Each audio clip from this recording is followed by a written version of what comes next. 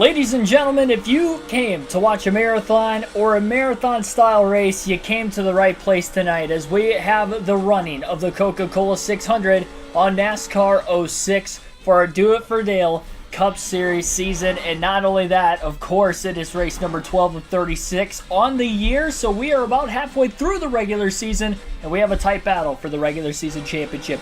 Dale Earnhardt Jr. leads in the point standings for the first time all season by just 11 points over rookie Carl Edwards, who has a couple wins of his own so far this year. We'll see if one of those two will go to victory lane today. Maybe we get another new winner this season. We've had a handful of them already this year. And, of course, it is another Crown Jewel event, the third Crown Jewel race of the season. Dale Jr. has not won a Crown Jewel race yet this year. 27th in the Daytona 500 and second a few races ago at Darlington for the Southern 500. Gonna have to climb a steep hurdle today, though. Starting at the rear of the field with no practice or qualifying, it will be an uphill battle from the get-go. We'll see if he can get it done. Like and subscribe for more daily NASCAR content as we're about to get into tonight's coverage live on KRC. Billy Kramer, Michael Head, Ashton Township, and Joshua Rumsey, others, welcome to the stream. Let's get tonight's race underway because it will be a long one. All about patience. That is the key to tonight's race, especially starting at the back. The green flag is in the air as Jeff Gordon will lead the field to the green in the 2005 Coca-Cola 600. This race had 22 cautions in real life after the graining of the racetrack at the Charlotte Motor Speedway on this very, very tough surface on these tires. You're going to see a lot of fall off in this race today as well. And already up the start, Dale Jr. just kind of laying back, double wide traffic in front of him all the way through the opening lap. Jeff Gordon will lead the opening lap. He'll receive 5 bonus points. Kudos to him for qualifying on the pole. Patrick Shadley, welcome. Here quietly in the background while I have work, man. Appreciate you tuning in tonight. Carl Edwards going to take the race lead away into turn 3, away from Jeff Gordon in the 24, and Edwards will lead lap 2. He's got a great shot to get that points lead back today. Again, 11 points, only a couple positions worth is Edwards ahead of Dale Jr., and that's not to mention any bonus points that may come about today, like Edwards getting 5 already. Jr. had a big run on the front stretch behind John Andretti that time, lifted right about the start-finish line, in line behind him. Jacob Givens, welcome to the stream. Doing F122 content? No, I don't plan on it. I'm not a big enough fan of F1. See, and we're doing the live race commentary for this stuff too. I don't know. I barely know any tracks that are on the circuit. Like, I know of the countries they go to, but I don't know, like, the layout of the tracks. Everything would be so new for me to have to learn. I don't know the entire field right now either. A little checkup. Turns 1 and 2. Dale Jr. got into the back of Kenny Wallace in the 0-0. Not sure what happened there, but sitting at the back, again, just being very patient. Maybe a little too patient. I actually wouldn't say it's too patient, considering it's only lap 4. Dale Jr. wants to keep this car one tack today. One piece. Well, contact getting into turn 1 now between Kenny Wallace and looks like one of the fantasy drivers he tried to pass that time. I know there was no practice or qualifying for Dale Jr., but you'd have to assume that he is quicker than a lot of the cars at the back of the field right now, especially with the runs he keeps getting on the straightaways. We did have a 67-lap Truck Series race a couple days ago on the channel at Charlotte, and it was very difficult to pass there with just the stability in the race cars on this rare Charlotte surface at the time. I'd have to imagine it's going to be even harder to pass in the Cup Series with a lot less downforce and a lot more horsepower. And Junior will make his first pass for position on the 171. Going to hop out of line underneath the 176 car in the front stretch now. And he should clear him going into turn 1. And does underneath the 11 of Jason Leffler. A lot of 2x2 traffic though in front of Dale Jr., even though he's picked up a few positions. Definitely wants to stay in the bottom lane as much as possible. And in the dirty air, the car's going to obviously handle even more different. Gets around Scott Wimmer, Jamie McMurray through 3 and 4, and up to 38th, but a large amount of traffic still up ahead. Oscar Ramirez Herrera, welcome to the stream. Junior going a bit wide through 1 and 2. Had the clearance on the 22 of Wimmer to do so. Dives underneath the 31 now of Jeff Burton on the back straightaway. Burton trying to go down the track and side draft the 8 of Dale Jr. just a bit. Junior deep into turn 3, gets underneath the Boris Said in the 36. A little contact up ahead off turn 4 between a couple drivers. I think Casey Mears might have gotten into the car in front of him. Junior underneath the 50 car of Jimmy Spencer into turn 1. And also gets around John Andretti. Big run on the back straightaway underneath the 00 of Kenny Wallace. After Junior being patient about the first 5 laps of the race or so, he is trying to slowly get himself through this field. He's up to 33rd. Being in the middle of the pack, though, right now as he works his way forward. Although he's gained 10 spots in 9 laps. Everybody's still bunched together from the start of the race. A lot of side-by-side racing going on. If somebody makes a mistake, a large portion of the field will pay for it, especially the further back in the field you go. Terry Labonte going low to throw a block on Dale Jr. Jr. drives it in pretty deep down to the bottom. Side drafted Labonte going into the corner. It's probably the more aggressive of any passes he's made today. Gets a good drive off underneath Shane Beal now in the 08 car. Clears him for position.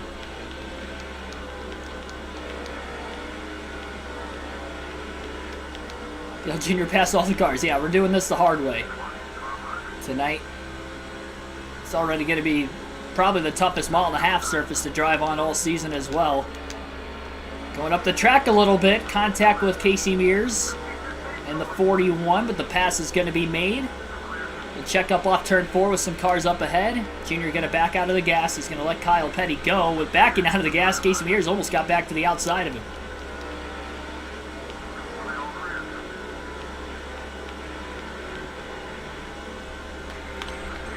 Going to try to get Michael Waltrip to kind of drop back just a little bit and potentially allow Dale Earnhardt Jr. to get by. Jr. is going to try to pass on the outside on Kyle Petty, and Michael Waltrip, a tight squeeze. But he is going to make his way past both drivers. That was risky. I had not tried the outside at this track much in the truck race, and obviously no practice or qualifying. Not sure how the car was going to react there, but he was able to hold on. Gets a couple more positions out of the team orders, and Petty had to check up, obviously, behind Waltrip. Junior drives it in deep, gets by the 43 car of Jeff Green, and is up to 27.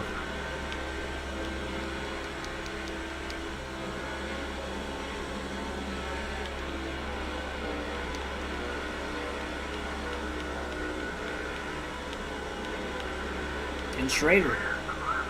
Schwann's 49 car on the outside. Wade Selinsky, welcome to the stream.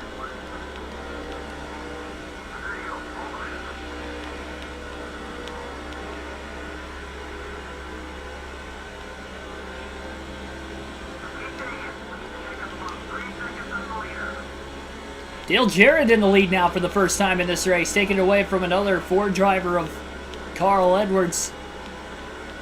Jarrett hasn't been too close to winning a race this year, although he's had a good start to the season. He's a borderline chase driver, the way things have shaped up right now. Junior down underneath the 2 of Rusty Wallace off turn 4. Should make the pass on him. And does. Oh, problems with Michael Waltrip. Waltrip is very slow on the racetrack right now. Rusty Wallace diving back underneath the 8 of Dale Jr. Jr. trying to let him go, but couldn't get to the bottom. Joe Nemechek was there in time. So Michael Waltrip very slow right now on the back stretch. Jr. overdrives turn 3, and he's going to have to let Nemechek go.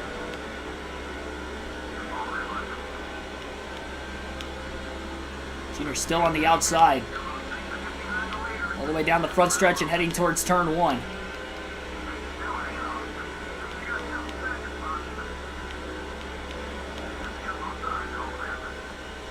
Waltrip still has not made his way to pit road yet, but problems for one of the 3 DEI cars very early in this race.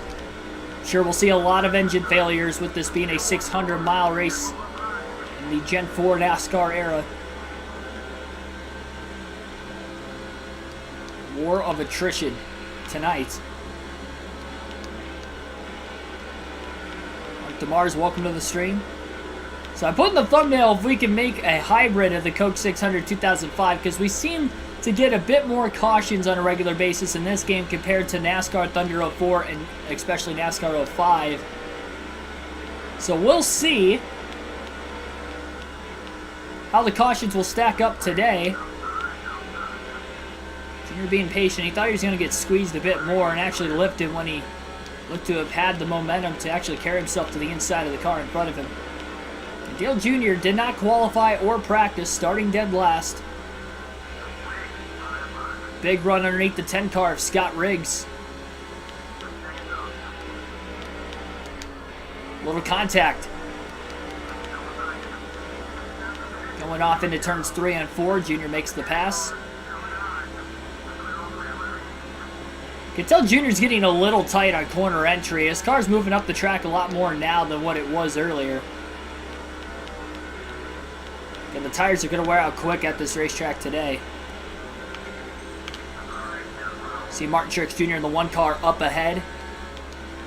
Try to get team orders for Dale Jr. to get in front of the 1 now. And he'll be able to make a couple passes for position because of it. It also allows him to get underneath the 40 car of Sterling Marlin for 21st. So Jr. picked up 3 spots that lap. He's already halfway through the field after 21 laps. 104 today. Jeez Louise. Yeah, when I started the stream, it was 92 degrees here. Heat index of 93. So it is a warm one in my room tonight. Hopefully I can not only survive this race, but survive the stream. So it is going to be a long night. I've stayed hydrated today. Been in the air conditioning all day too, being off of work, so I think that'll help. 22 laps in, I haven't broken a sweat yet, so that's good.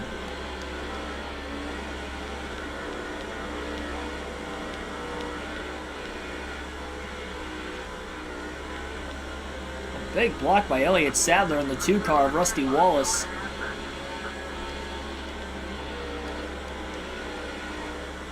I'm shocked at how tightly bunched together this field is still over 20 laps into the race.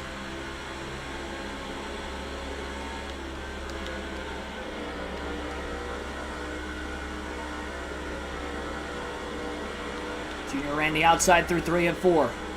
Good run off the exit. Big block by the 2 of Wallace.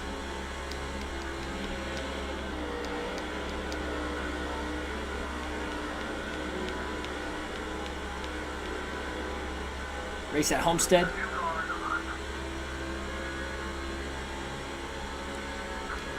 And Dale Jr. underneath of Wallace in the 2.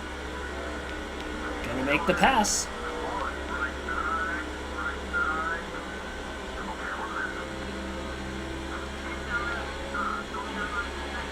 Even in traffic from the get-go, though, for Dale Jr., he feels very comfortable with the handling of his car.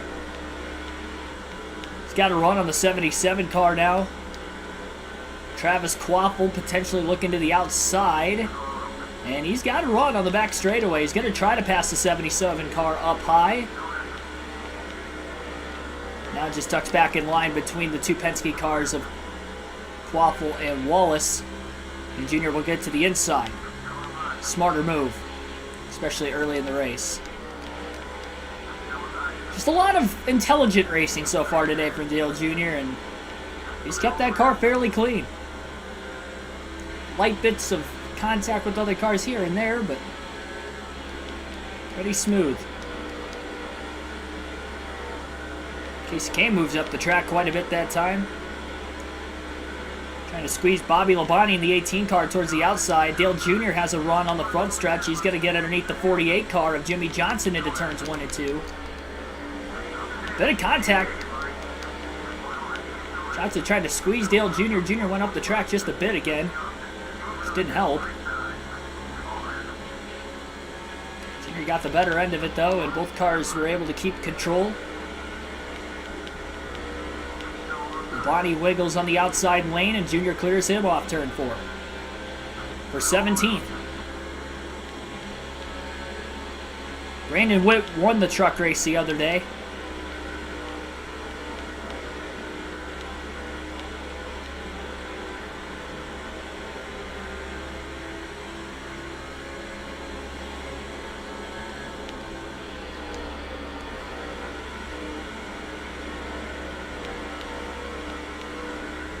Somebody explain why your car slides to the top, like with the rear or the front. Oh boy, Junior pointed in an awkward direction off turn 4 that time. The 2-car of Rusty Wallace might have taken the air off the rear spoiler of the 8 because he was pretty close and tightly packed behind him.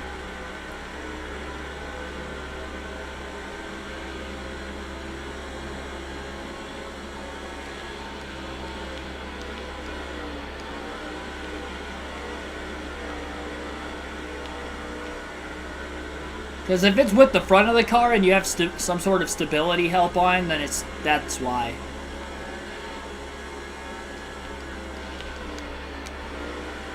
Oh, from the rear, so it's loose.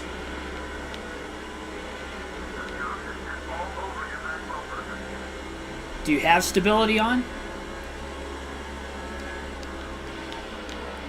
That was going to be my next guess, is that maybe you don't have any stability on and... Junior getting ran tightly right now on the front stretch with Jeremy Mayfield, Tony Stewart.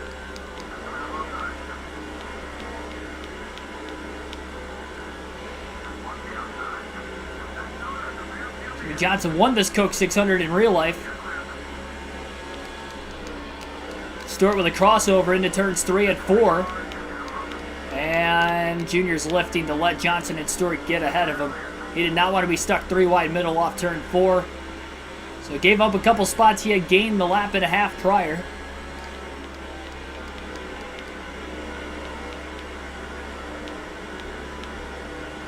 Big run right now through 1 and 2 for Dale Jr. to the back bumper, the 17 of Kenseth. Looking low, back straightaway. 3 wide, potentially into turn 3. Kenseth slides up in front of the 19 of Mayfield. Junior clears Mayfield off turn 4. And may be able to get around the 17 of Kenseth midway down the front stretch, and does. He'll clear him well before entering turn 1. Junior right back to 16th where he was a couple laps ago. Goes towards the outside in 1 and 2.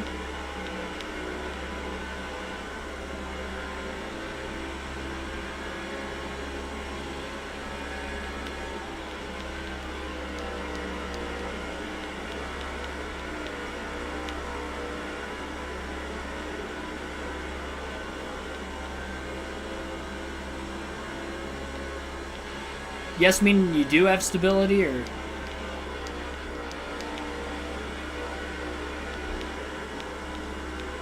Yeah, I'm not sure what the case would be. I haven't played NASCAR 21 Ignition in a couple months now, so I don't know. Maybe there's some new glitches with the game I don't know of.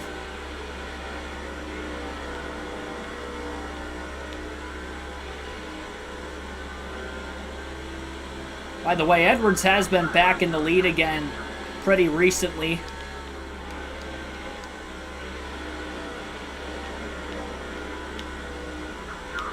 Dale Jr. just got to the inside of Jimmy Johnson off turn 2.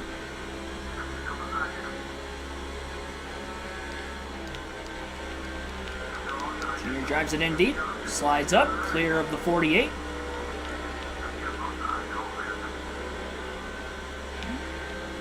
Jr. up to 15th. Barely any scratches on the car. Looks like Dale Jarrett, who was leading a little bit ago, is now back to about 12th place. Jr.'s got to run on Tony Stewart off turn 2. Halfway on fuel, lap 36, and halfway done with this lap.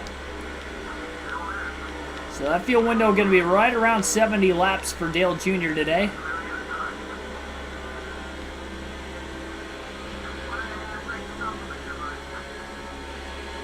It's like pack racing at Charlotte so far today. This field has not been separated really at all. I don't know if that's because of the cars leading the race right now aren't as quick as the cars behind them, or what the case is. I don't know if it's the way the surface was at Charlotte in 05. This quarter's racing off turn 4 between the two red cars of Dale Jr. Casey Kane. Trying to side draft each other aggressively. Jr. got to complete the pass into turn 1 for 13. And Stewart follows Dale Jr. on that inside lane. He should be able to get around Kane for 14th to clear him off turn 2, and he does.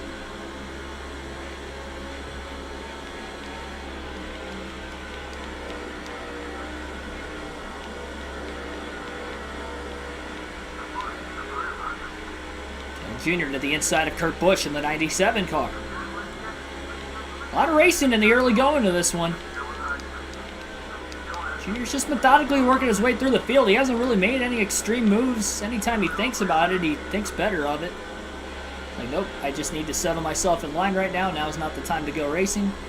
So if you start racing super hard from the get-go, you're not going to last all 600 miles. I just don't think it's possible. Ooh, contact, and there's trouble off turn 4. Dale Jarrett and Mark Martin get together. Nearly saw our first accident. Dale Jr. was able to miss to the inside. No caution as they work their way into turns 1 and 2. And Junior's inside the top 10 for the first time tonight. I think Martin got squeezed into the wall by the 88 or Jarrett. The two veterans go around. Nearly went around. Derek Booth, welcome to the stream. I'm doing perfectly fine. Having a good day. See how much that stacked the field up back behind Dale Jr. now. There is nobody there. After the mistake from either the 88 or the 6, maybe a little bit of both of them. No pressure from behind on Dale Jr. anymore, so that's nice. For his sake, and we stayed green through it. After nearly seeing our first accident of the race. Caution free in the Coke 600 so far.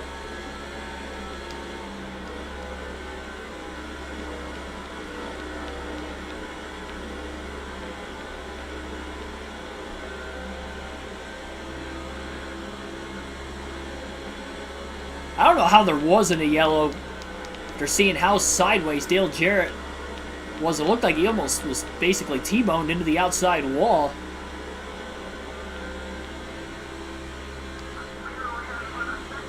Junior gonna lift after Biffle's block. One car stuck on the outside lane, is losing multiple positions, and I believe it's Ricky Rudd in the 21. Junior got off turn 2 really well. He'll get to the inside of Greg Biffle. Rudd with a block on Sadler to try to get back to the bottom, and he is able to do so. You're playing tickets for Nashville. Nice, nice.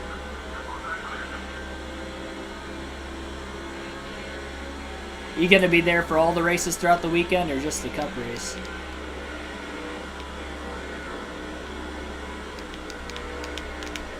Junior wiggled a little bit. That was the first time he ever touched the white line on the apron of the track. And he definitely got a bit sideways from it. Toxic Punk Young Boy, welcome to the stream. Long run tonight, yes it is. All about patience. Patience is key. Junior's had a lot of it in the early going, and he still worked his way to 9th from the back of the field. Down to the inside of Elliott Sadler. Missed a near accident as well. All the races. Is Arca there this weekend too, or no?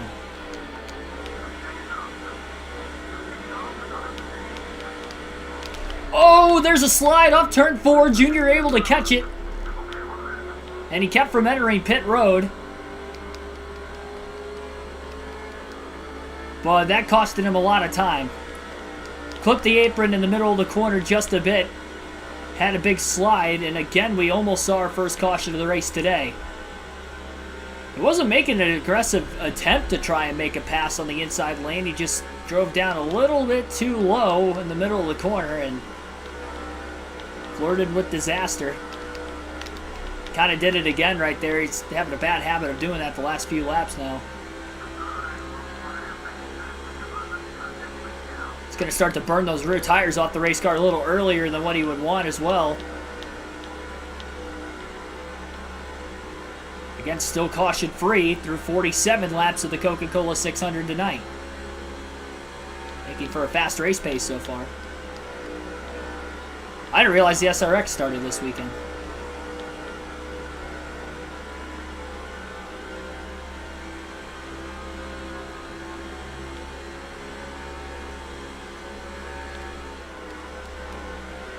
Junior about 4.5 seconds off the race lead now. Lost a spot out of that too because he was in 9th. Obviously back to 10th. Carl Edwards leads the way.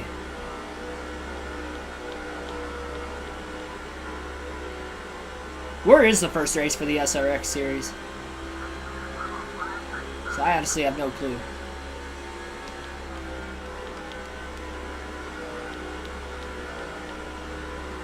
Can't remember, at least. I remember seeing the schedule a while back when it was first announced.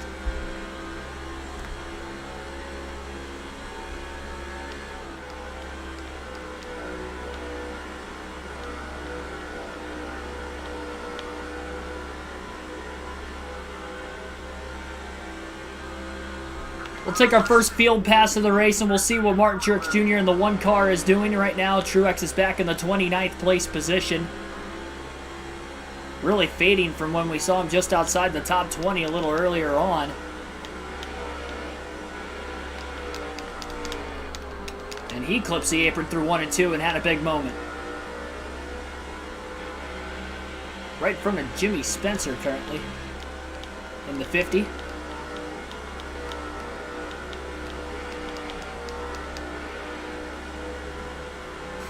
My sister cheated on me with my wife. Welcome to the stream. That is, that's something.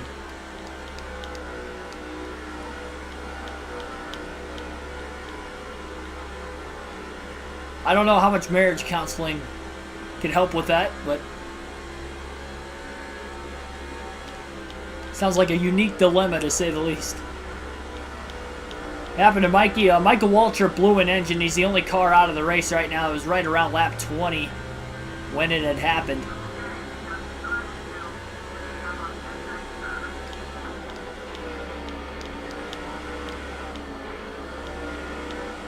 Truex battling Kenny Wallace rather in the 0-0.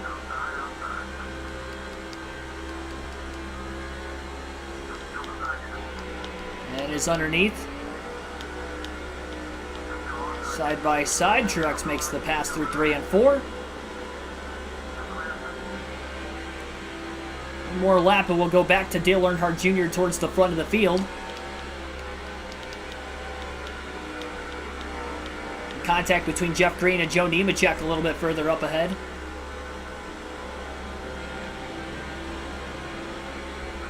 Truex down low looking for a pass on Marlin. Into turns 3 and 4. He'll make that pass. Oh, Dale Jr. dropping like a rock right now. Oh, contact off turn 4.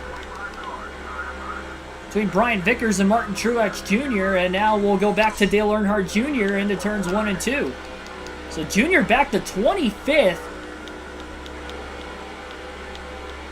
It's amazing how quickly he fell back.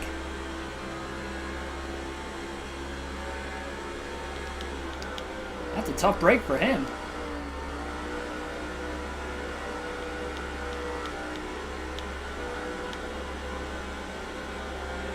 Now it's 10.2 seconds off the race lead. Quarter tank of gas left. He was as high as 9th.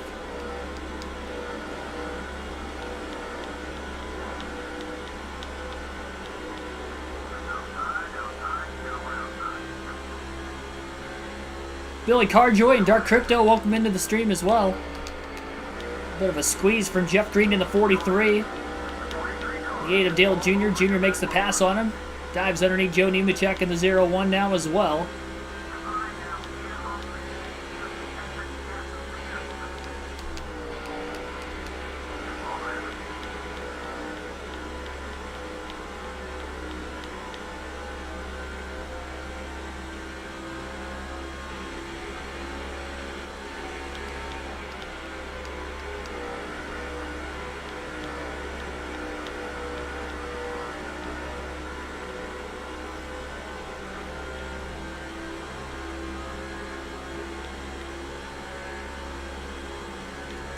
Might have pushed it a bit too much to get all the track position. This is very true.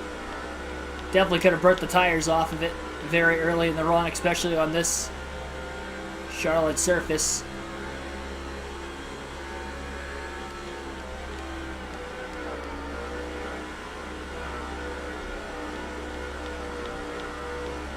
He's getting some of that time back, though. 9.7 seconds off the lead at the line. Still a long ways to go in this race, though. I think Dale Jr. is overall happy with this race car right now, even pretty long into this run. Still caution-free. Everybody on the lead lap. Without any practice, though, it's going to be interesting to see what kind of things could happen during green flag pit stops, and we see our first set of cars pulling onto pit road right now. So that pit window will open up.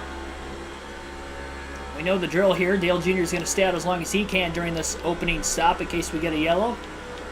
Mark Truex Jr. is in.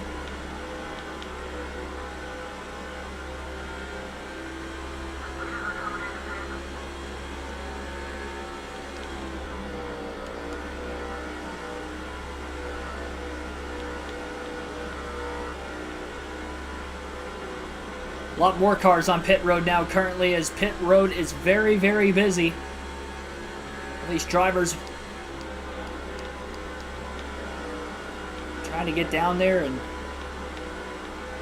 service their race car for the first time today. Yep, lap 200 will be the trivia. And I do have the question already. Kevin Harvick leading his first laps of the day. Give the 29 car 5 bonus points. He's the 4th different leader.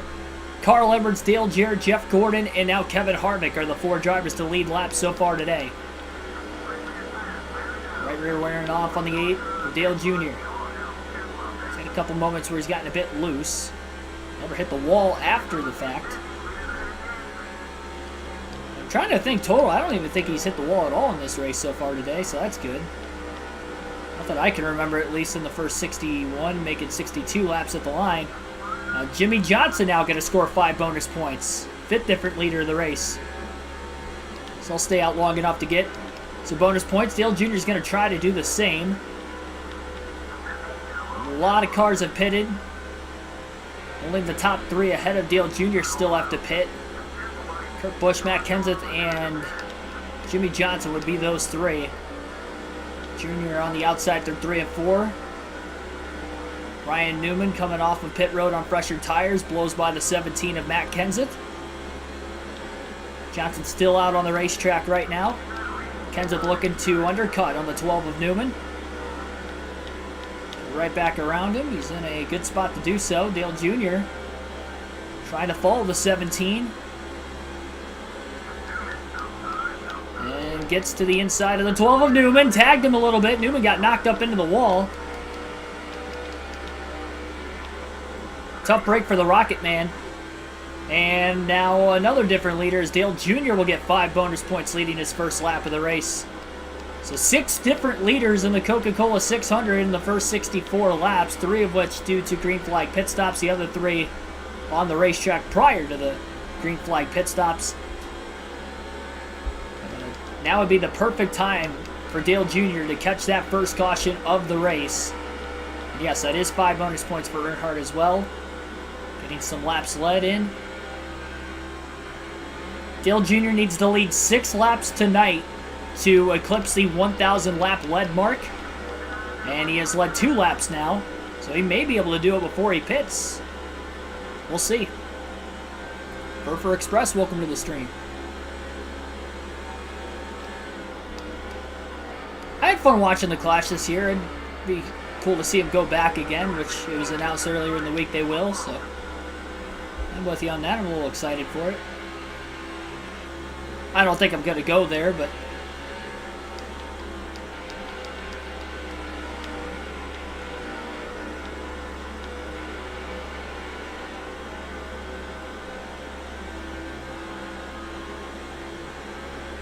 mainly because I've been to an exhibition race before.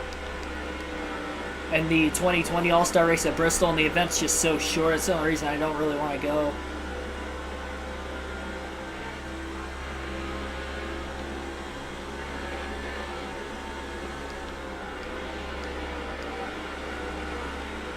Robbie and Ice to Monkey. 92 Hammer, welcome to the stream. Dale Jr. leads the next 2 laps. It will be 1,000 laps led on the season for him. He does not have a full lap lead on the field right now, but he's got a pretty large lead considering that he is the only car that still has to make a green flag pit stop. Sandwiched right between the Fords of Ricky Rudd and Greg Biffle right now.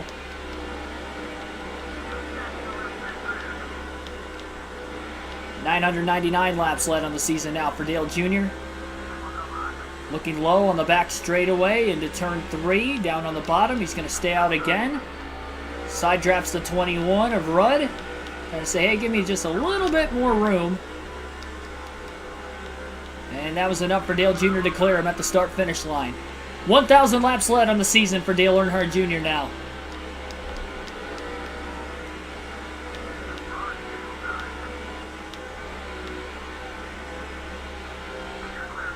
All over the back of the 8.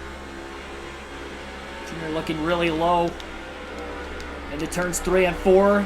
Rudd may be taking the air off the rear spoiler of the 8 car. Jr. will pit at lap 70 next time by. So he's definitely milking the clock right now, just trying to stay out on the track as long as he can. 7 laps led the race for Earnhardt, all during green flag pit stops. He's going to pit this time going into turns 3 and 4, so he's going to have to be very careful. Obviously make sure he gets this car down to the bottom of the racetrack. But also going to have to make sure that nobody gets into him from behind. He's going to go up the track a little bit here, and he wants to get into the pits. Ryan Newman almost made it to where Junior couldn't get down, and Junior had to pit from about the middle lane of the racetrack at 3 and 4, but he gets down unscathed. 4 tires and fuel coming up for Dale Earnhardt Jr. No adjustments during the first stop of the race. Almost got stuck on the racetrack there.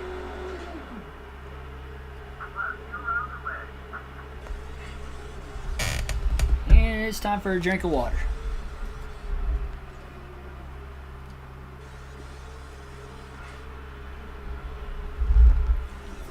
Definitely have to stay hydrated tonight. It's a scorcher.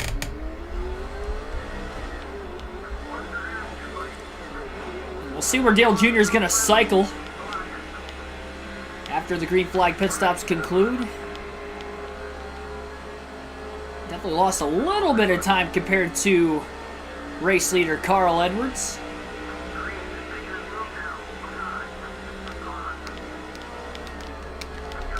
Junior still down a little too low and pulled right back up in front of Joe Nemechek. Whoops. It's going to cost him a little time. 14.6 seconds off the lead.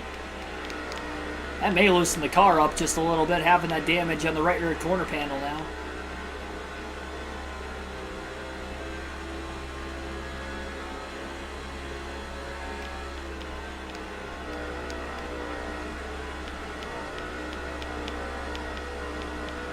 Just putting it out there. I'm doing this for you guys. Through the heat.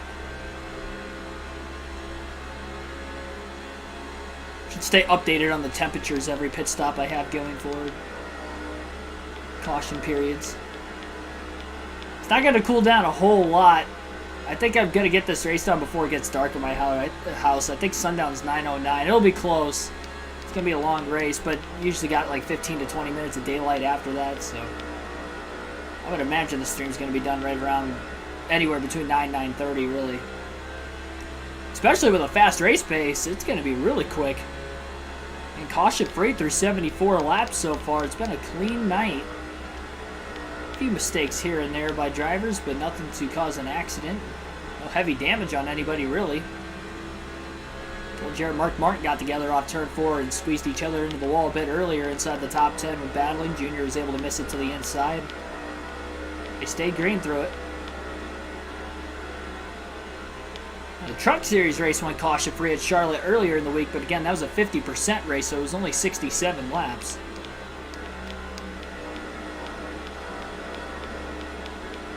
Junior had a really good short-run car earlier. Quickly pulls up on the 43 car of Jeff Green. Green not going to throw a block right now on Dale Jr. Jr. is going to easily get to his inside into turns 3 and 4. And he'll complete the pass with ease for 23rd.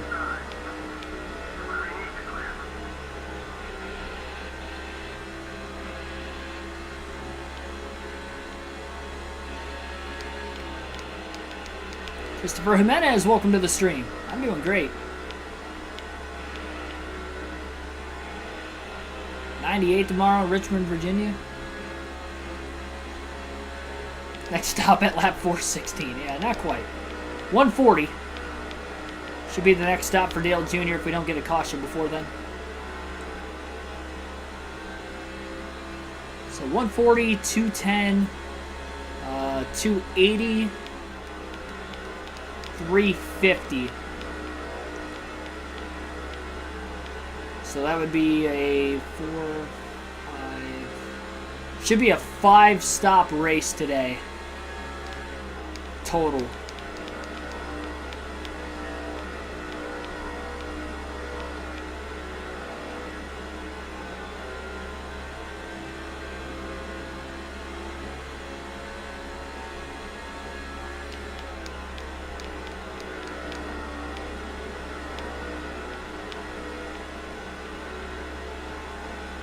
And that's if it stays caution-free. Bare minimum 5 stops.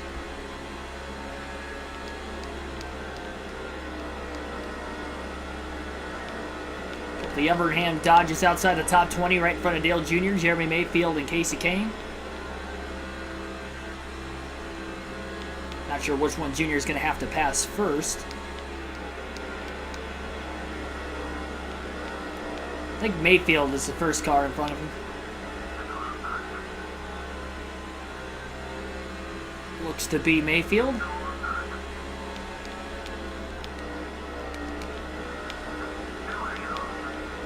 Junior completes the pass.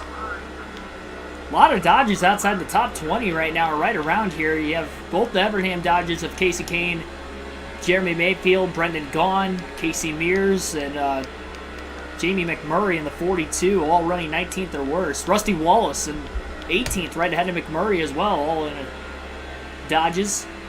Side by side right now in the backstretch, and Junior may make it 3 wide going into 3 and 4 underneath the 77 and the 9. There's contact up high. Kind of got clung up together. First time we've seen 3 wide in the middle of the corner today, and still no caution. That could have been a lot worse than what it was.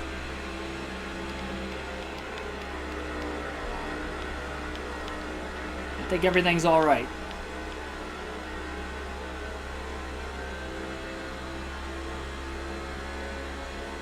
And yeah, sorry, that was Quaffle, not Gaughan. Gaughan, NASCAR 05 was in the 77.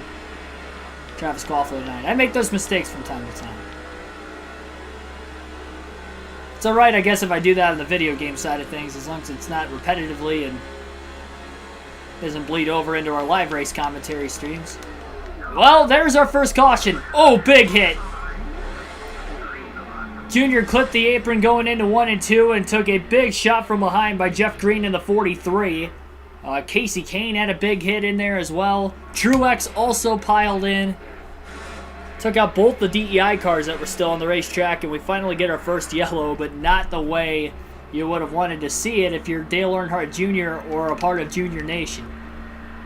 And he cannot pit for fuel or tires, being involved in the accident, which is problematic because everybody's going to be coming onto pit road.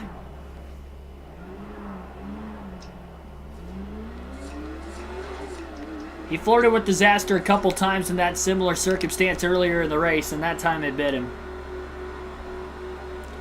Want Dodge back in NASCAR? Maybe it'll happen sooner than you think.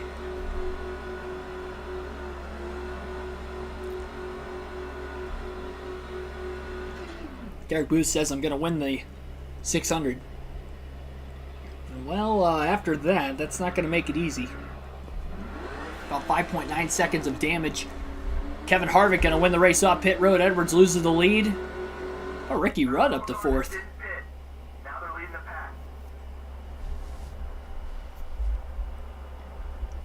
Yeah, nobody stayed out. I don't know what he was talking about there. Dale Jr. going to be 5th on the restart, but he has older tires, so good luck hanging on if you're Dale Jr. Green flag back in the air to Lowe's Motor Speedway.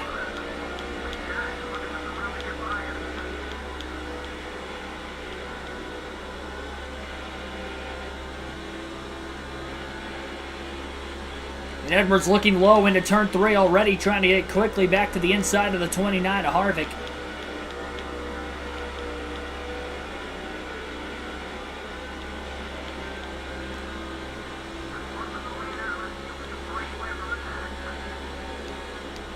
And Edwards underneath Harvick into 1 and 2.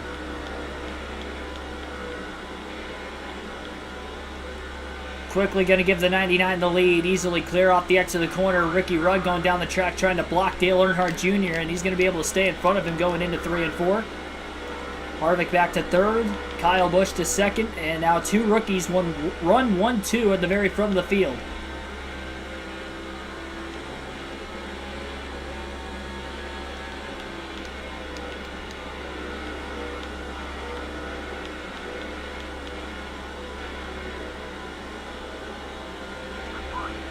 Curious if we get any more yellows if Junior's going to pit during the next one if it comes out not too long after this wreck. So he can take fresh tires again. It's going to put him all the way at the back.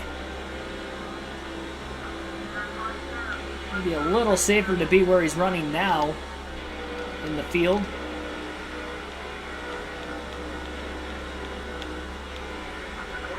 Going to get underneath Rudd off turn 2. Going to side draft him a little bit on the back straightaway. Into turns 3 and 4 they go. Dale Jr. up to 4th. Rudd stuck on the outside. Kurt Busch is going to get inside the top 5 to 5th.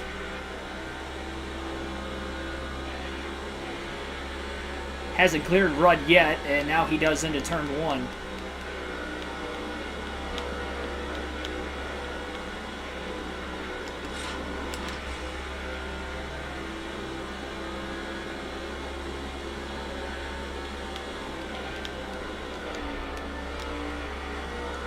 Overdrove turn 3. Not enough for Kurt Busch to get underneath him, though. Junior didn't have to lift all that much more than usual. All over the back of Kevin Harvick still.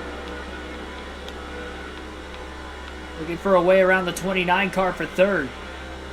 Run on the back straightaway. Junior going to try to arc his corner off a little bit more into turns 3 and 4 than the 29 car in front of him. May get to the inside off turn 4. He does. Side by side on the front stretch. Into turn 1. Harvick had a great surge of momentum there. And Junior goes up the track over driving 1 and 2. And Kurt Busch may get underneath him now. And they're 3 wide off the exit of turn 2. Junior trying to hang on that 3rd lane. Elliott Sadler was down low. Big block by Dale Jr. trying to hang on to his spot. That was an aggressive move.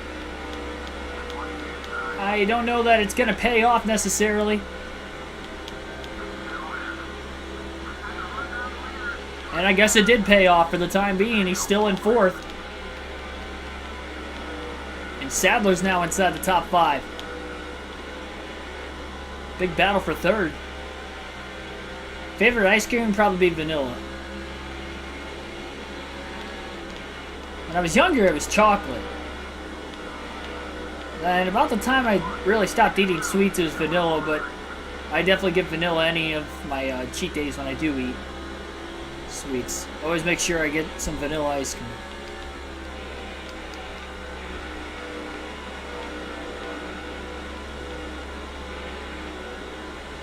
Junior all over the back of Kevin Harvick in the 29 car again. When will he pull out of line and try to make the move this time? Into turns 3 and 4. Has a run underneath Harvick again. Side by side. Will he try to use Harvick up a little more this time? Nope. He just doesn't have the straightaway speed on the older tires than what Kevin Harvick has. Trying to crowd Kurt Busch now as Kurt nearly got underneath the 8 of Dale Jr. after Jr.'s failed attempt to make a pass on Harvick for 3rd.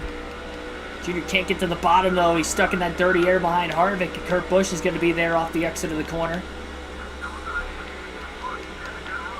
Little mistake from Dale Jr. Oh! Big hit! Look out! And around goes Sadler.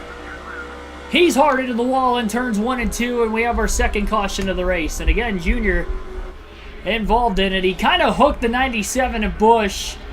He was trying to side draft him. He got stuck on him. They both went into the wall. They actually, outside of hitting the wall, saved it, but then Sadler piled into the back of Dale Jr. and lost control into turn 1. And that'll bring out our second yellow of the race.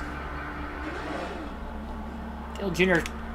going to go right to the back again. He's still going to be on older tires. At an extreme disadvantage now, and he's just going to have to go back to being patient again. Cookies and cream, that's a good one too. Yeah, pretty basic. I'll throw a bunch of toppings though.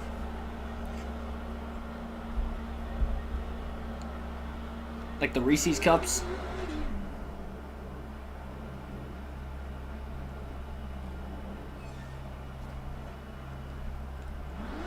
Or a Butterfinger flurry, that's pretty good too. Butterfingers were always my favorite candy growing up as a kid. Like every Halloween, I wanted to load up on Butterfingers. Whenever you'd get your choice of candies with the people that would just kind of leave it on the bowl and they'd be like, oh, take what you want. I'd try to take as many of the Butterfingers as possible.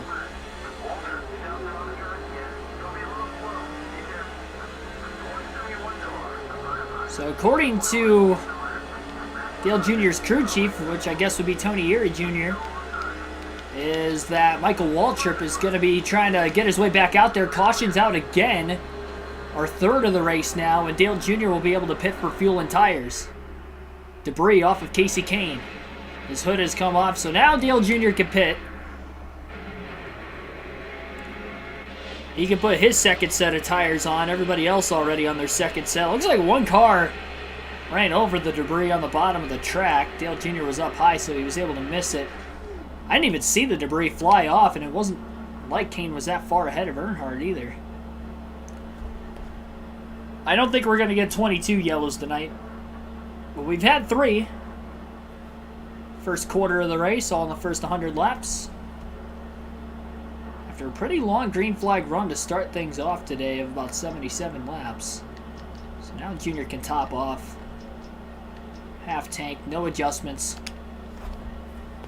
Car has speed. I don't know if he has the fastest car in the field, but he's definitely got top 10, maybe top 5 speed. Just wants to get himself in that track position first before he thinks about making any adjustment changes. Doesn't want to be too edgy too early in the race. He's already made a couple mistakes. Not because of the handling of the car either, it's driver error alone. The reason for the 2 mistakes he has had, resulting in 2 of the 3 cautions. Nobody else decided to come in. And if we get any more yellows for debris, if nobody else pits in front of Dale Jr., I think he'll keep pitting. No tire limit, like in the Busch in the Truck Series, so he can keep coming down, throwing tires on the car. Not going to hurt him at all. And Waltrip never returned to the racetrack. We've been bamboozled by our own crew chief. That's the second time in this race, because he said that there were some cars that stayed out of the pits during one of the other yellows, and that wasn't the case. I think it was after that first caution.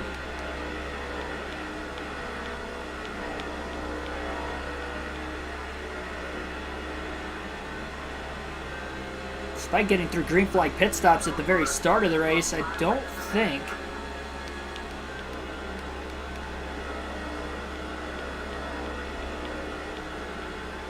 at least I don't believe we've seen anybody go a lap down. Which would make sense. Junior in 41st. Waltrip out of the race. There's 1 car behind Earnhardt still. They're all on the lead lap. It's quite honestly how competitive the field is.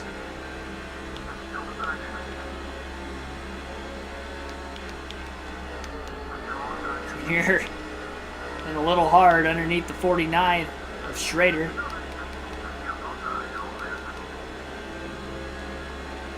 We'll make the pass regardless.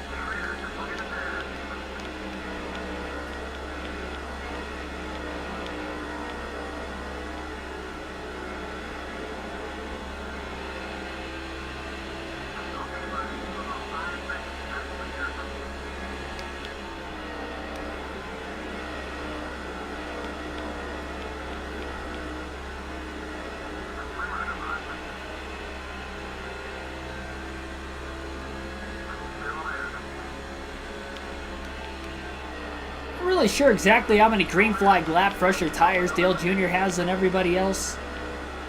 I'd probably guess somewhere between 10 to 15. Will make a difference initially, at least. Probably gonna burn his tires off just trying to get through this field anyway.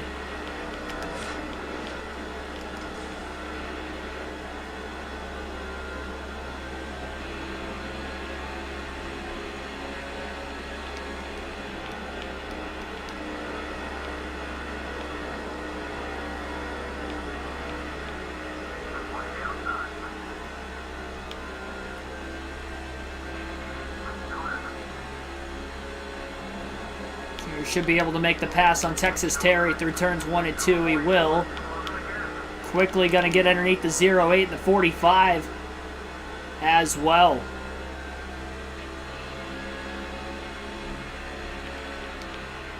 Junior hasn't really dialed back the aggressiveness since this restart. Trying to take advantage of the fresh tires. And he's just going to have to be wise.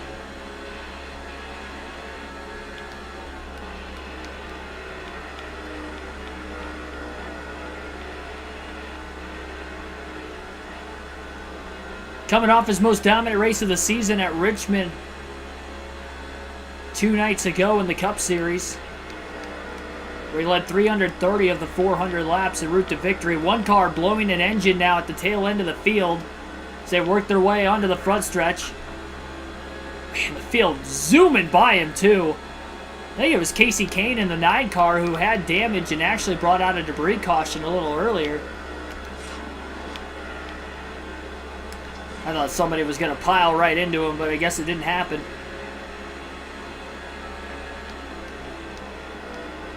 Yeah, 2 NASCAR titles, over 20 career Cup wins. Bonnie was a really good driver.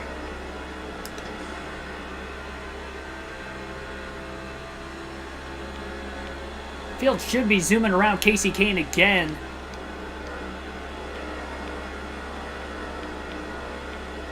Back straightaway, it looks like. Kane down on the apron. Trying to stay out of the way as they enter towards turns 3 and 4.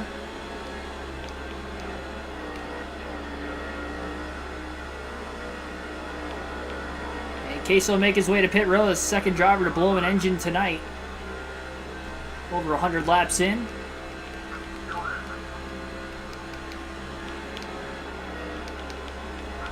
Yeah, he's in the Hall of Fame, of course. Next live stream is tomorrow night.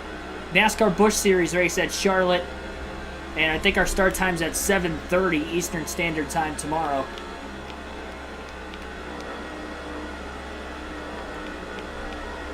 I'll have to check at the end of the stream to make sure that 7:30 is the accurate start time. It's in the community tab on the channel already as far as this week's streaming schedule. So I think it's 7:30. I could be wrong on that.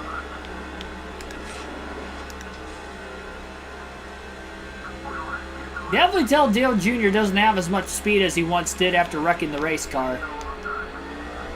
Because he is moving through the field on fresher tires and he's barely passing cars. It's him having a very hard time just trying to get underneath of some of the cars he has already passed.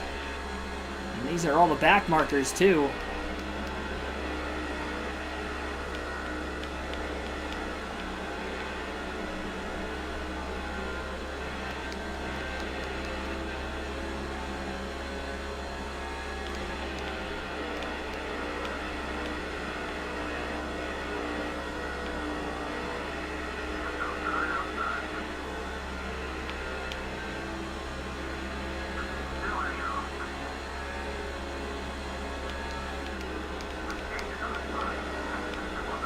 Passing's hard in this game. Yes, it is. This track is not going to make it any easier either.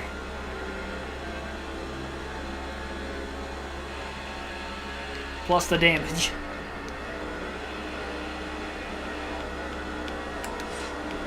Well, he got Scott Riggs rather, into making a little bit of a mistake there off turn 4 as Dale Jr. intimidated him, and that was enough for him to get by him for 10th place.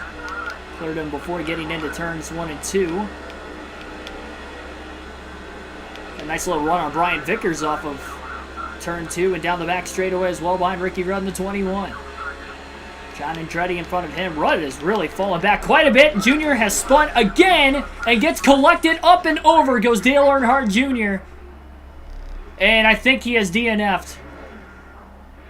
Dale Jr.'s night has come to an end. And the Coca-Cola 600 leaving just one DEI car remaining in this race. And that would be Martin Truex Jr., who we are going to have to race as the remaining portion of tonight's race. Well, dang. First DNF of the year for Dale Jr. He came in as the points leader. His day has come to an end. Truex is on pit road. He'll pit for fuel and tires. He was in 12th. First DNF of the year for Dale Jr.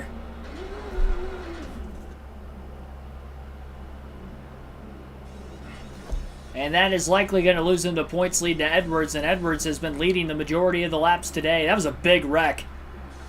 He spun out on his own again, and that time he just gets slammed and up and over he goes.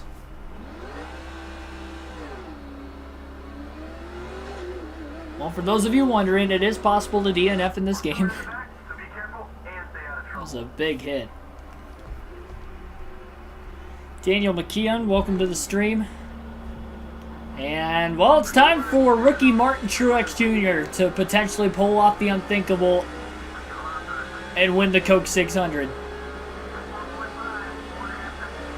We'll see if Truex can steal the show. He hasn't led yet today. I'm sure we're going to be seeing some debris cautions following that big accident. Few cars out of the race now. Everybody's on the lead lap, so it looks like 3 cars are out. Casey Kane, and then both the DEI cars of Michael Waltrip and Dale Jr.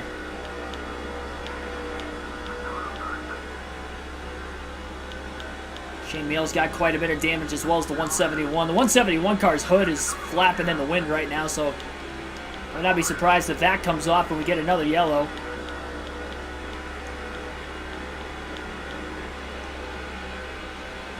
Truex is the last DEI car remaining though. That's insane.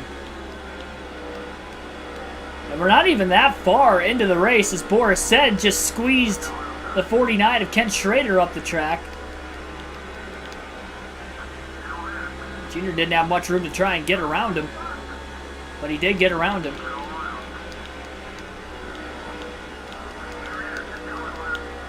Now Sed's pulling off blocks in the middle of 1 and 2 on Truex as well. Another big block by Sed.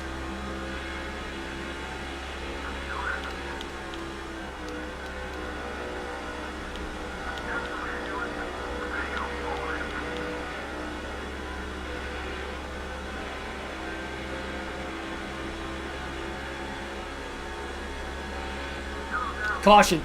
Debris, I would have to assume again, our 5th of the race. And it's off of Shane Meal in the 08. Good chance Truex is going to pit again for fuel and tires. I would have to assume the 171 car is probably going to shed some debris at some point.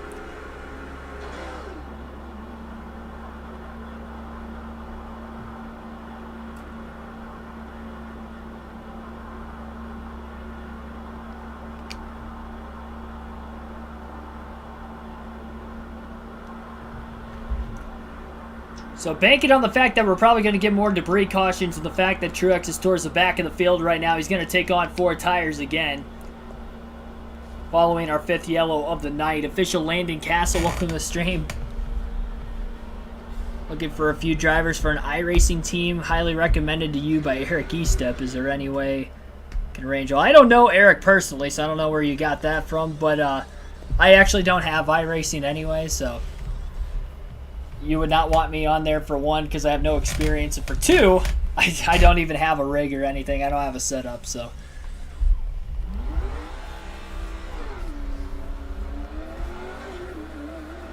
That will not be able to work. Looks like we're the only car on pit road during that entire caution. So again, nobody else hit pit road during that 5th yellow. Truex gonna pack that car full of fuel. Green flag back in the air. got fresher tires again. This is a pretty good restart from the one car. He quickly got around the 171.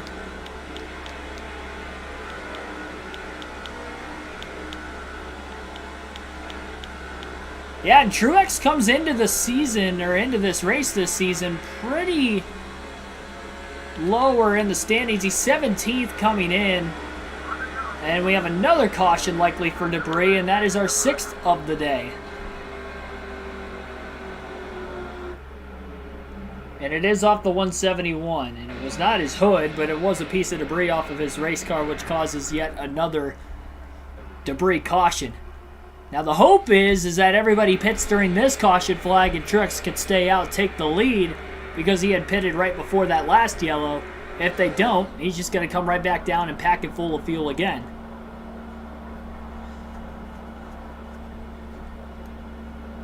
And I still don't think anybody's going to be pitting. Except for Truex. He's got nothing to lose at the back of the pack. DI going through some money today. They have an engine failure from Michael Waltrip. Dale Jr.'s crashed out of the race after a terrible flip in turns 3 and 4 earlier, and now Martin Truex Jr. in the one car going through a plethora of 4 sets of tires, and more than 4 sets of tires. He's going through a plethora of 4 tires per set, and he's throwing another one on right now. Hey, no limit. As long as I'm not the one bringing out the cautions. Gonna try to strategize a way for Truex to get a good points day today and hopefully have a shot to win the race. Remember, Martin Truex Jr. has not won in his NASCAR career at this point. His first win wasn't until 2006 at Dover. 2005 was his rookie season. Carl Edwards has already won on this season as a rookie, a couple times at that. He's dominated the race so far today. We'll see if he can continue to dominate.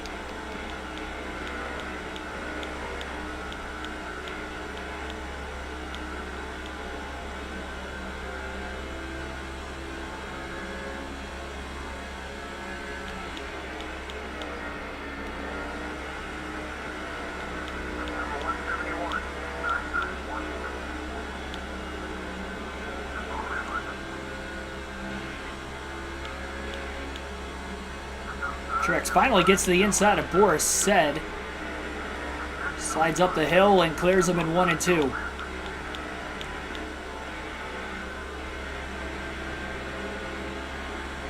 Again, we went 77 laps before the first caution of the race tonight. We've had 6 of them between laps 77 and make that 7. Another caution somewhere on the racetrack. My goodness.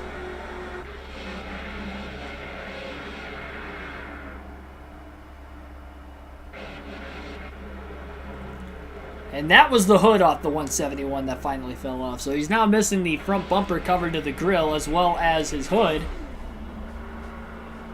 Same thing applies here. Truex will pit for fuel and tires again if the field stays out, which it looks like they are staying out. So Truex will be on his way in again.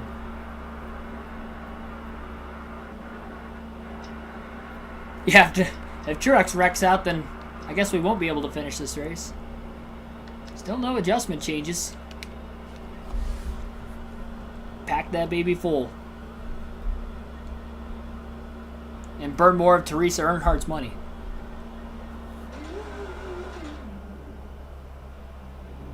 Truex rookie season was in 06. I think he ran some races in 05. He's a rookie in this game. That's what I'm basing it off of. Because he's running full-time in this game, so we have to say for this game's purpose that his rookie season was in 05. I thought his win, though, was... Maybe it was 07 when he won at Dover. A little mistake on the front tire changer as well. Let me look here. Looks like we're the only car on pit road during Dover that entire caution. Racing Reference. I'll tell you what, these cautions are definitely delaying the eventual end of this race. Let me pause it for a quick second. I want to see what... You're probably right, but I'm just double checking. Truex, yeah, spring race 07. Truex won at Dover, so my bad on that one. But he's a rookie in this game in the one car, so we're saying it is his rookie season. So he's running the full season on this game. Green flag back in the air. Lap 137. We've had a stretch of 7 yellows in the last 60 laps. The only 7 of the race so far in the Coke 600.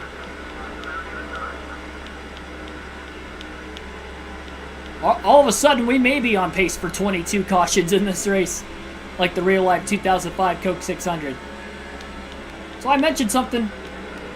We had a long green flag run of 77 laps to start this race. But we'll try to make history and see if Martin Truex Jr. can get his first career win in a crown jewel event in the 600. Seen a lot of drivers get their first career wins in this historic race. And Truex is going to try to do the same today.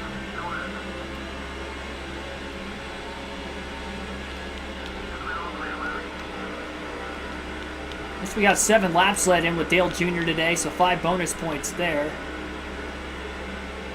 Truex has not led at all. We get a long enough green flag run, though. That would be ideal for Truex. Got a lot of cautions. Again, he's got fresher tires and is willing to try to get his way through this field as quick as possible. Cameron Duty, welcome to the stream. Yep, we unfortunately flipped. We flipped and ended up DNFing. Had a bad wreck in turns 3 and 4, so race that has Truex and Michael Walter blew an engine like 20 laps into the race. So we didn't even get to get through the first field pass with him on the day. So one more DEI car remains, and that would be Truex right now. He was in 12th place when Junior had crashed out, but has been pitting during a bunch of yellows we've been having for debris following that big accident in 3 and 4 for Dale Jr.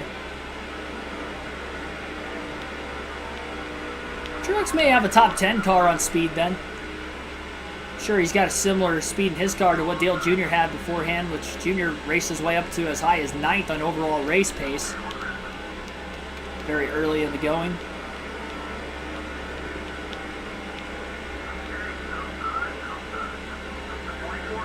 Craig Franklin, welcome into the stream as well.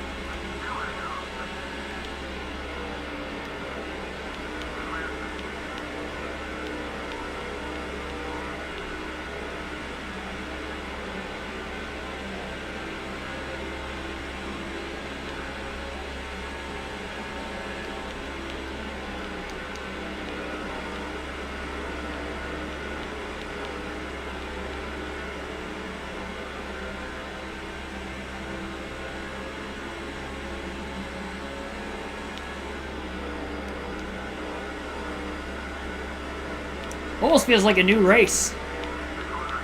Oh, trouble! They're wrecking on turn 4. Truex almost got a piece of it.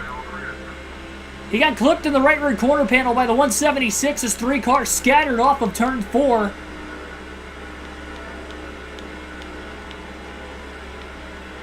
And he nearly got turned. Had to go through the grass to miss the 50 car who had checked up with Jimmy Spencer as well.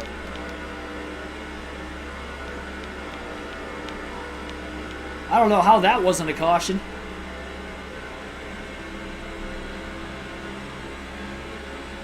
Almost just had our 8th of the race.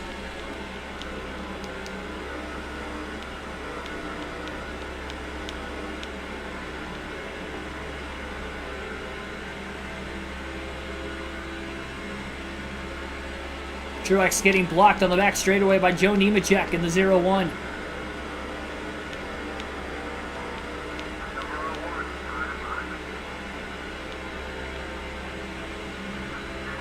At least Dale Jr. will have to try a little bit of redemption tomorrow night in the Busch Series race. Got a much bigger points deficit there. Again, he came in with an 11-point lead today in the Cup race. It's DNF. I would not be surprised if he's going to be over 100 points out of first again. Especially if Edwards has a good run, which so far he's led the most laps up to this point and is currently leading as we speak.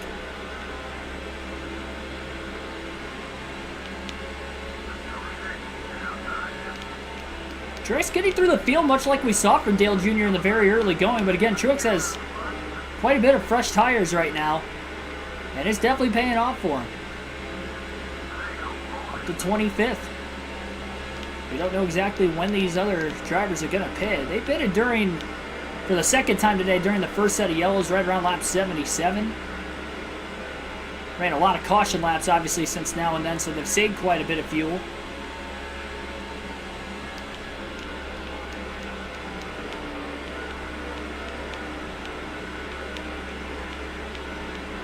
Teresa Arnhert will have to sell the team because of all the expenses after the race. Yeah, we're going to recreate history where Teresa's going to sell the team much earlier than what she actually did. She'll sell it after the 05 Coke 600. All the damaged vehicles and etc. expenses. Which makes sense in somewhat of a way, considering there were a lot of wrecks in this race in real life. Actually, if I remember right, in this race, didn't Michael Waltrip and Dale Jr. take each other out at one point too? And they're both out of the race right now.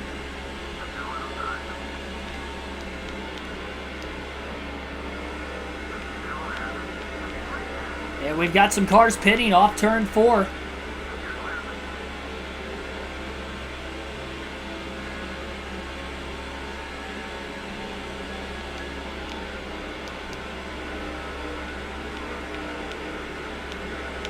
At least one car pitted off turn 4 that last time.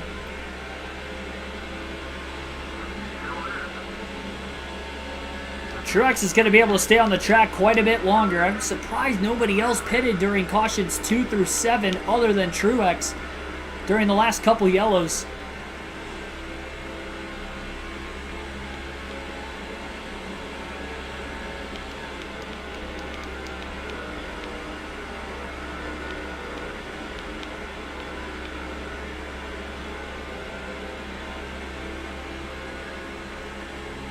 Truex pulling out a line into turns 3 and 4 underneath the 11 of Jason Leffler. Leffler not going to be able to pit that time if he wanted to. I'm not sure if he wanted to or not, but Truex is going to pass it for position. Truex inside the top 10 for the first time in the race today, lap 151.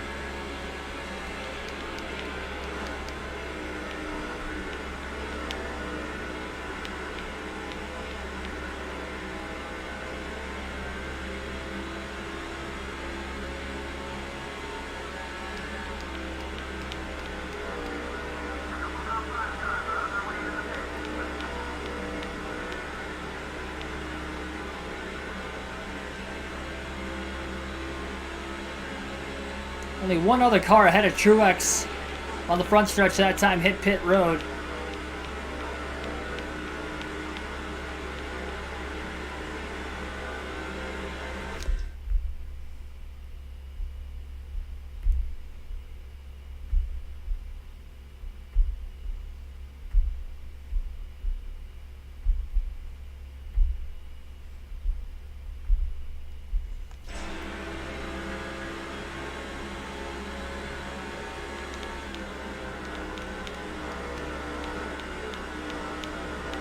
Carl Edwards going to stay out again.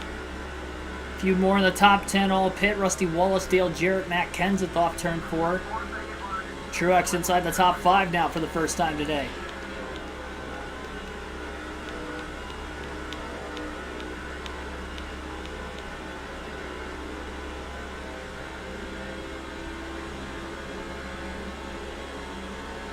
I think Dale Jr. is going to end up with a 41st place finish. Not only his first DNF of the year, but his worst finish of the Cup Series season. That's definitely going to put to an end a pretty big hot streak.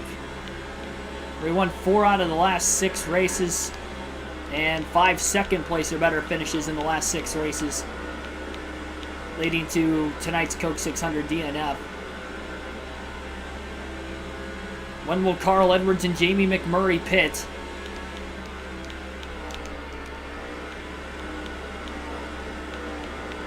Edwards going to pit this time off turn 4. Truex looks for the lead off turn 4 to the bottom underneath McMurray. McMurray gets 5 bonus points by less than half a car length, leading that lap at the line. And blocks Truex big time going into turn 1, and the two young guns battling for the lead. Murray would be in his third full-time season.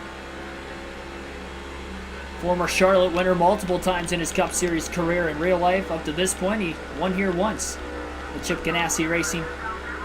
In the 40 car, filling in for an injured Sterling Marlin in his second start at the end of the 2002 season. And now Truex will lead a lap, 5 bonus points for him. He'll put Edwards a lap down that time. And McMurray in the last set of cars who just pitted that last time by will go a lap down. And Truex makes his way through this time. So Mark Truex Jr.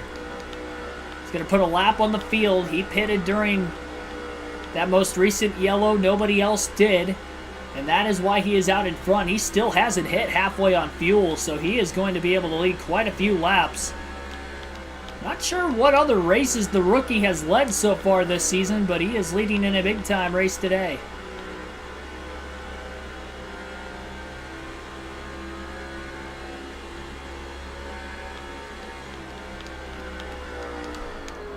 Oh, man.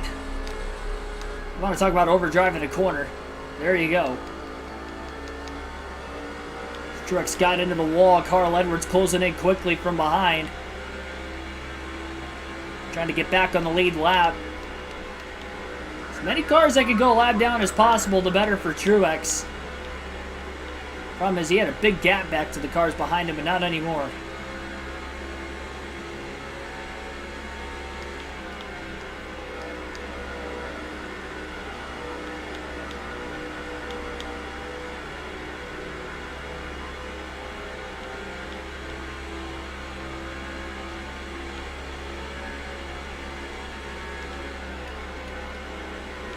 Yeah, it was a pretty violent hit for Waltrip in that wreck, too.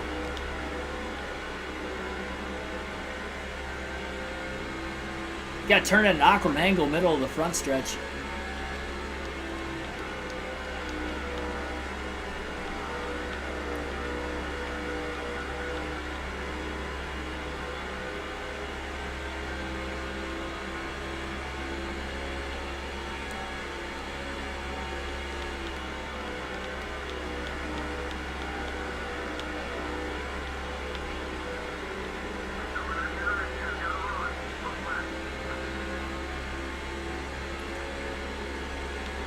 Wondering how defensively Truex was going to try to block the 99 of Edwards going into turn 3 that time, and he did block him quite considerably. Just never know if a caution flag's going to fly. Especially with having 7 up to this point already today.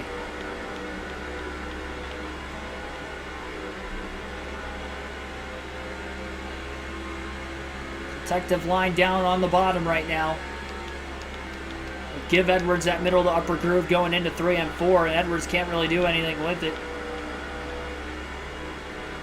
Try to carry some momentum on the front stretch now to get around Truex.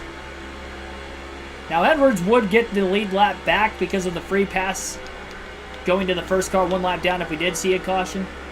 But third place is starting to close in on Edwards just a little bit over the last few laps as well.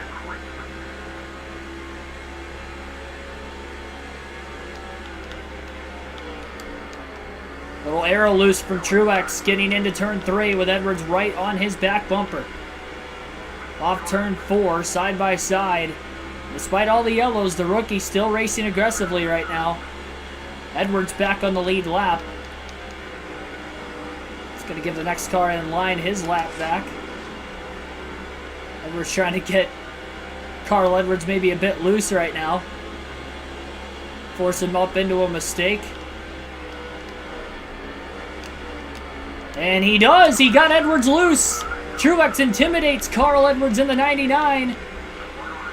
And that allows Truex to get underneath him. And here comes Mike Bliss in the 0, who's had a lot of good runs this season. Truex clears Edwards into 1 and 2. And Bliss is going for second on Cousin Carl. Say 10 to 18 cautions.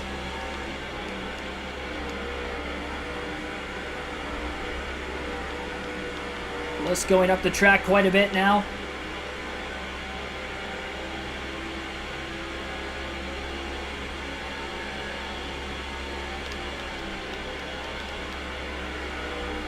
Greg Biffle won the Daytona 500 this season, trying to win another Crown Jewel event in the same season. Feels as if Truex is just trying to hang on for the lead on the older tires, but he's just trying to hang on to keep these guys a lap down. So far, so good. Edwards got ahead of him, looked as if he was going to start to pull away, and Truex intimidated him, and he was able to get back around the 99. Now Edwards isn't even in the free pass position anymore. His teammate Biffle is. Pole sitter Jeff Gordon's starting to close a little bit as well.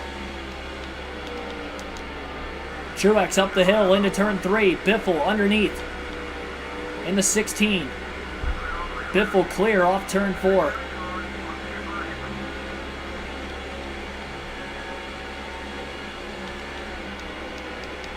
Truex doesn't have clean air in front of him anymore. We'll see how this is going to work out for him.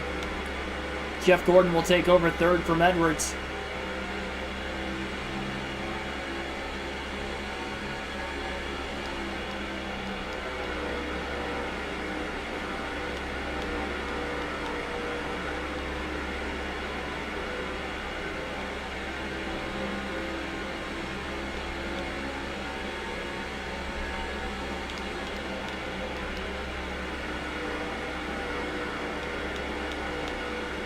I see the 5 of Kyle Busch up there as well in the top 5.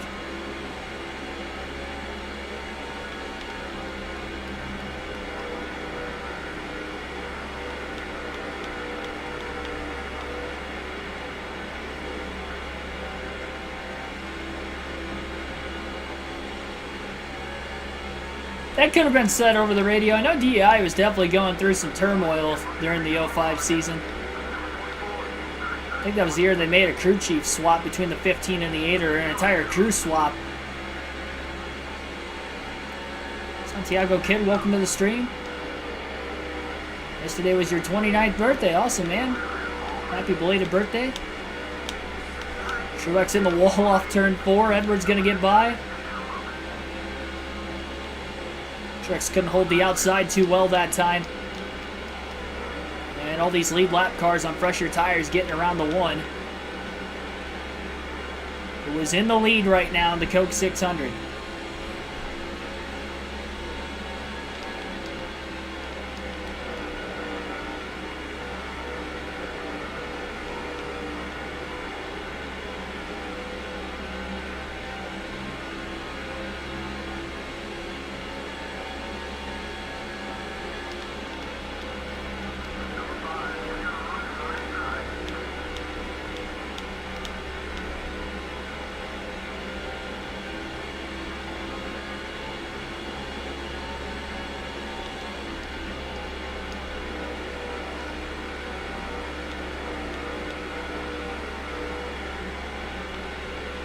Only cars on the lead lap would obviously be race leader Martin Truex Jr. and the 3 cars directly in front of him of Greg Biffle, Jeff Gordon, Carl Edwards.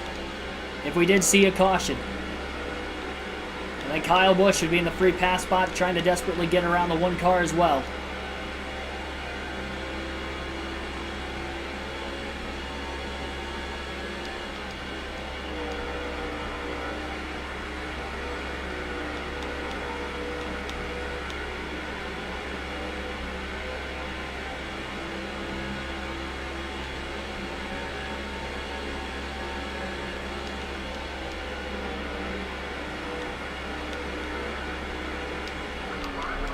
Truex way down, clipped the apron. That's how we saw Dale Jr. wreck earlier in the race. Truex able to hold on to his race car. Loses some positions out of it though for sure. Well, not positions, but track position, considering that he's got cars in front of him now that he didn't have beforehand. Johnson makes it past through 3 and 4 also.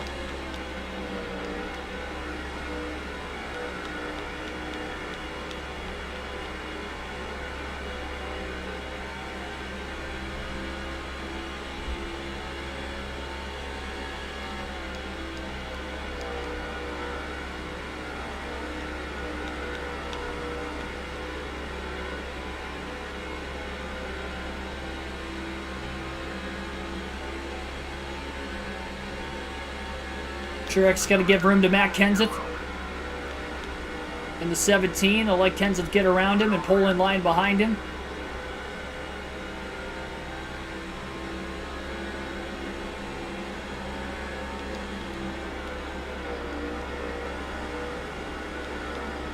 I'm not really sure what all is worth more or less when it comes to die-casts. Even though I try to hunt and collect them, but I don't do it for money purposes. I just do it off of die-casts and schemes I always liked when I grew up.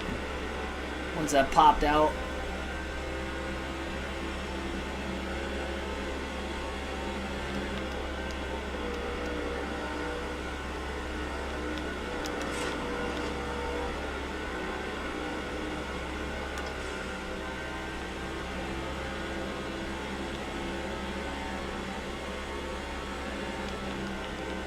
No cup race this weekend, you're right.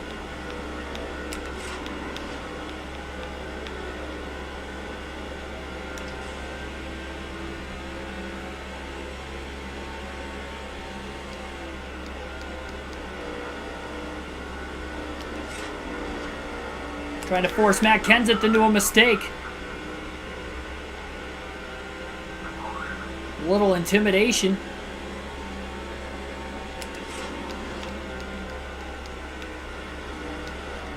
Oh, there he goes, up the hill. Truex got to get around him through turns 1 and 2. Hey, Kenseth going to go lap down once again.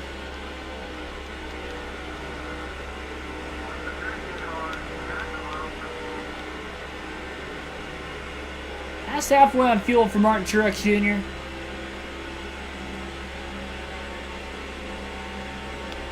Gone a little bit since the last yellow now. Just over 40 laps into the current green flag run. Which means that Truex could probably go a little less than 30 more laps before he'll end up having to pit again. He should be able to go past the halfway mark before making his next of countless pit stops so far in the race today.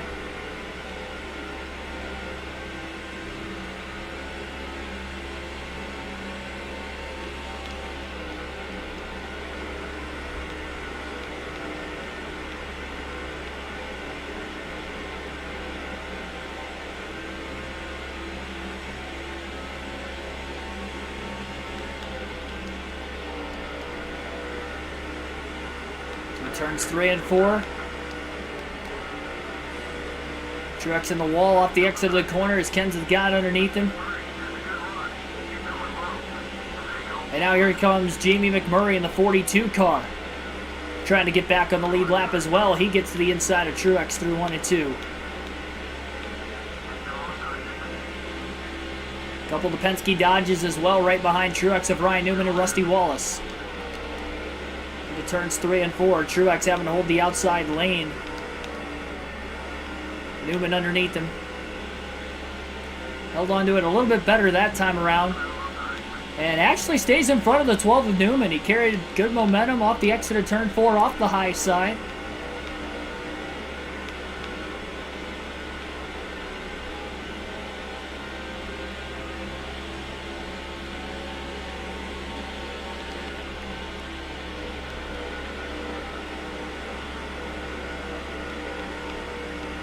Rusty Wallace actually got back around Newman as well. The teammates battling for position, the free pass position at that. In hopes of trying to get back around Truex. Wiggled up the track a bit in the middle of 1 and 2. Rusty Wallace gets by. Truex side drafts Wallace on the back straightaway. Long way to go though for a rookie. In his first career Southern 500, first career Coke 600. Truex obviously has never been in a race like this before. Coincidentally, he's racing another rookie, Carl Edwards, for the win. Edwards has been strong on the mile and a half this season. His only 2 wins were on mile and a halfs at Texas, which was his last win, and then his first win of his career, first one of the season, was in the 3rd race of the year at Las Vegas.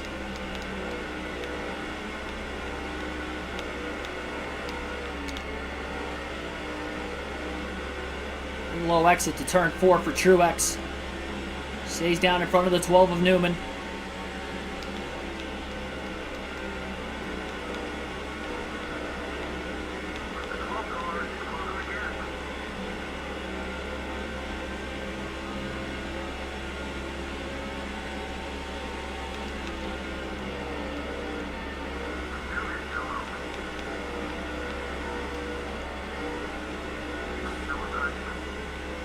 Mistake by Truex and Newman's clear.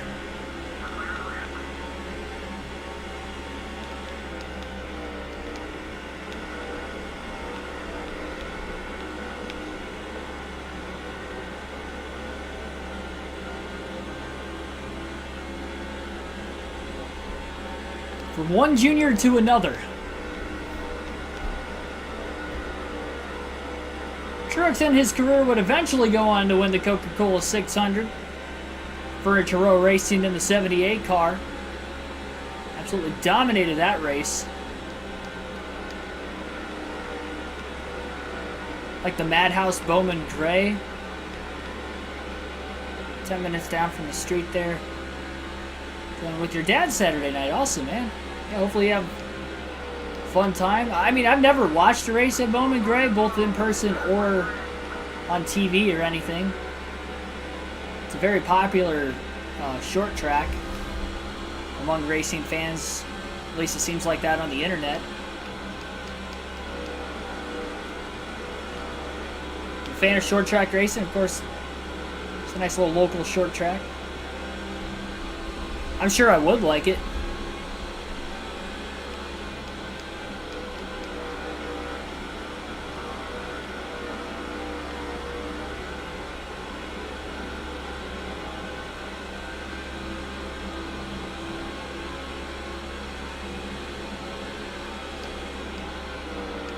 I think there's a way that Truex could actually make this race on just 2 more pit stops, which everybody else is probably in the same boat, where Truex can make it on 2 stops as well as pretty much everybody else from here on out. But considering Truex is the one with a 24-second lead, he's giving up time on old tires, but is he going to have enough of a gap for the second half of this race to actually hang on and win the race with this strategy? It's going to be interesting.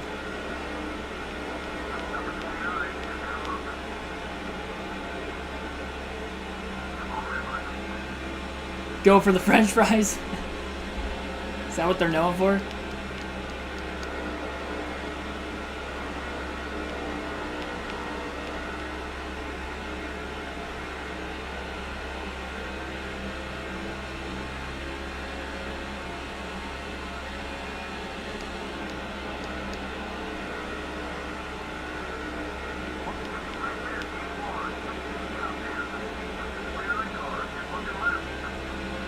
Right rear in the yellow on the tire wear indicator for Truex.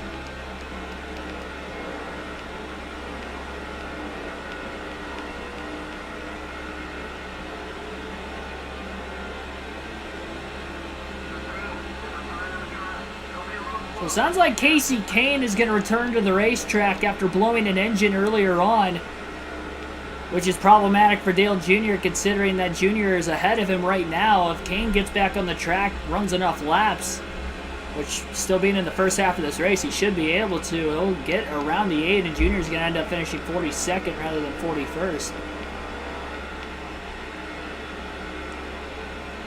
Tough night for DEI so far, excluding Martin Truex Jr., who leads the race right now off of pit strategy. And that's the reason why he has just under a 24-second lead. Kevin Harvick looking to get underneath the 1. Oh boy, that was a big block off turn 2 by Truex. Really chopped off the 29 car of Kevin Harvick.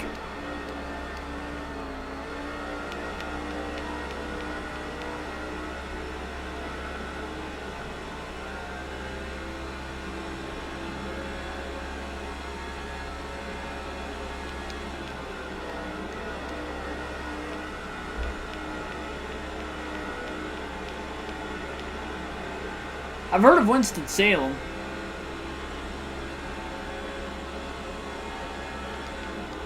I didn't realize that's where it was at.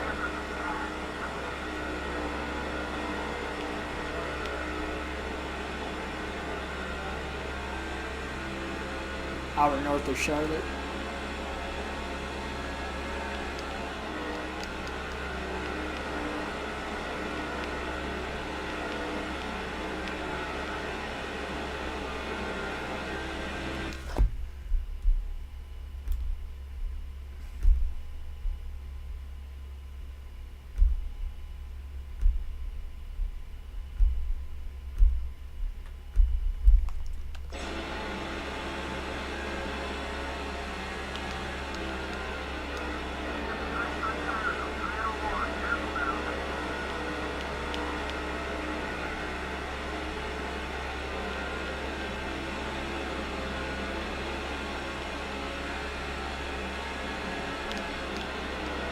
Mike Joy goes there a lot too. Oh, nice.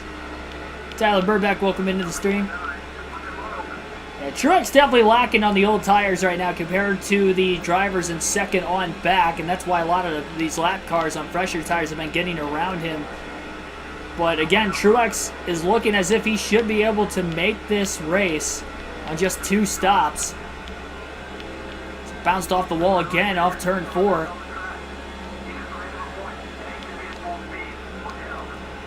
And we have another car working their way back up onto the racetrack who was many, many, many laps down.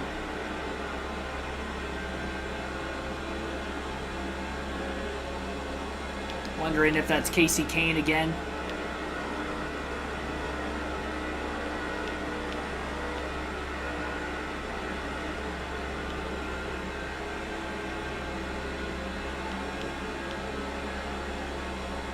It's Dale Jr.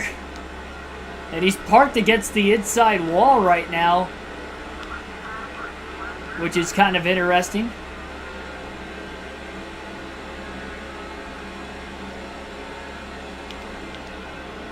So Dale Jr. parked against the inside retaining wall off the exit of the pit lane. You can see him if you look way to the left of the screen when we get towards the end of the front stretch. There he is. No caution.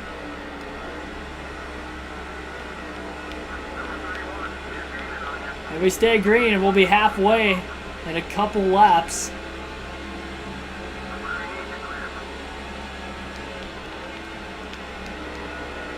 And Martin Truex Jr. himself will be pitting in a couple laps. One car slow.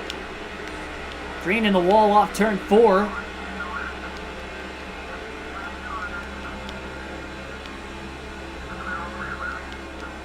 We get steamrolled by a few cars. Got around him after Truex's mistake that time. NASCAR ignition moment. Yeah, Dale Jr. parked there. Yeah, that is like NASCAR 21 ignition when they miss the entrance to pit road and they're just up against the inside wall. Sometimes you get a caution, sometimes you don't. No caution here. Jeff Green just blew an engine. I wonder if Junior's going to be out on the track somewhere if we get a caution. He's not there anymore. He has disappeared. I don't know if that means he's actually on the racetrack right now or if he's just not there anymore, but maybe he pulled back to the garage.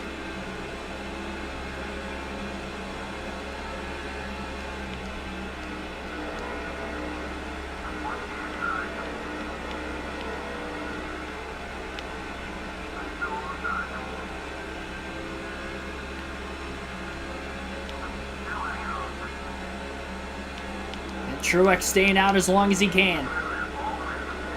Should be able to make this race on 2 pit stops to the end is the plan. Actually, never mind. I think it is going to be a 3-stop race to the end for Truex still. But that means it would be for everybody else. So I think he's still in a good little circumstance. He'll stay out one more lap. We'll have the trivia question as soon as I make my green flag stop. Means it's about that time for Truex. Just past halfway in the Coca-Cola 600 tonight, Martin Truex Jr. will be on his way to pit road, making his first green flag stop after the 7th caution and restart of the day. Nobody directly behind him. He'll have plenty of room to pull to the bottom into turns 3 and 4, and here he comes. Could use all that racetrack just to make sure he does not slide the tires. And he is down to pit road speed. 4 tires and fuel, no adjustments. I really hope I put enough fuel in the car. I spammed through the pit road option, so I really hope there's going to be enough fuel in the race car right now. That is going to be upsetting if there isn't. But a green flag stop for Truex. R6, welcome to stream, Brian Rodriguez. I see you. Welcome as well. Tonight's trivia question is, this year's Coca-Cola 600 had the least amount of cars for an entry list at the start of the race of 37. In 1961, had the most entries for a Coca-Cola 600. How many cars started the Coca-Cola 600 in 1961? That is tonight's trivia question. How many cars started the race? You only get one guess per person in the chat.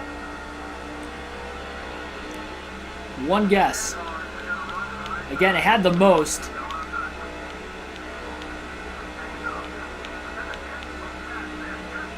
Truex cycles out of the pits in 25th. And he only had a quarter of a tank of fuel go into the race car. Why is that even an option? Why doesn't it just automatically fill it up full?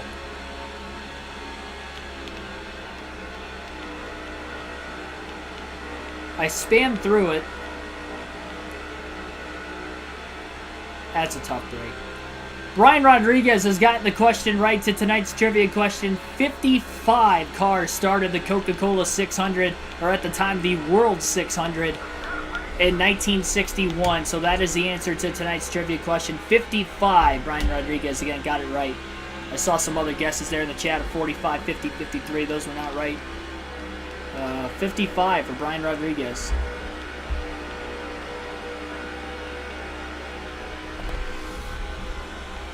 See, Billy Carjoy said 55 as well, but that was after I already said it. I literally, as I was saying, thanks for everybody playing. After I said Rodriguez got it right, that he went in with 55. I don't know if you heard me or not. I don't know what the timing is of when you hear me and when you don't. 55. Most entries in a Coke 600, and it was back in 1961. Ethan, welcome to the stream. Nathan Elliott, welcome.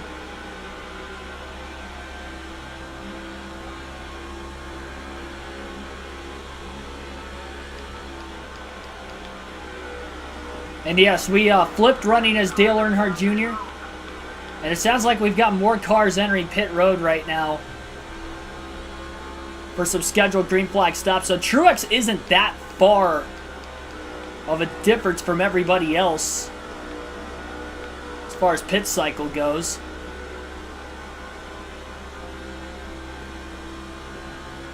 So good chance he's going to actually be going potentially fuel only during this next stop, because they did not pack the car full of fuel during that last green flag stop. He's going to stay out as long as he can up until then. But yeah, Michael Waltrip blew an engine, and then when we were running as Dale Jr., of course, we ended up flipping and DNF'd. It turns 3 and 4 a little earlier in the race, leaving us to race with Martin Truex Jr. the rest of the way to get through the Coke 600 tonight. I was wondering if we were going to ever have a race like this, and sure enough, tonight's the night. The longest race of the season. Dale Jr. will likely lose his points lead to Carl Edwards, and he was only 11 points ahead of him. Choose your pit options wisely. Well, I spammed through it. I knew it was probably going to give me an option of that, because it always does for whatever reason. And the problem is when I was coming into the pits, I accidentally hit X an extra time just trying to gas it up to get to the commitment line, because that's the button I use for fuel or for throttle in this game. And it costed me, because I only had a quarter of a tank of gas I put into the car. Now Truex only has an eighth of a tank of fuel left. And that just added an extra stop, and whatever pit strategy he was ahead on, he is now no longer going to be ahead on that strategy. He's not going to pit for tires, so he should gain some positions out of it. And he's not quite going to be 17.5 seconds off the lead anymore when the time comes.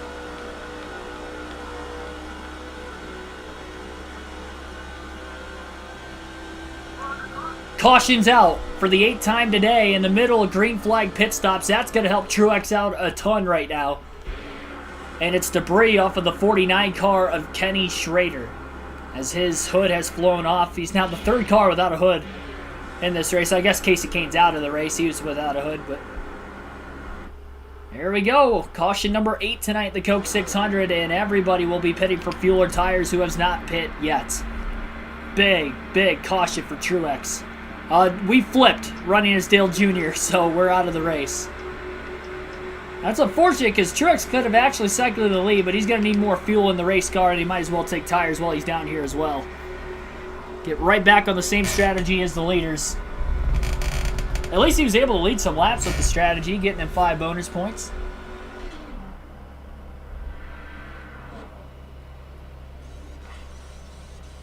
How many of those 55 cars finish? I don't even know. About to look it up, though. I would imagine there's a lot of DNFs. 600-mile race in 1961. Oh, my goodness. There were over 30 DNFs in that race. 25th was the last car running at the end of the race. Well, 31st was, but there were some drivers who had DNF before that. That's insane. David Pearson won it. Richard Petty had an engine failure. He led 47 laps. That is wild.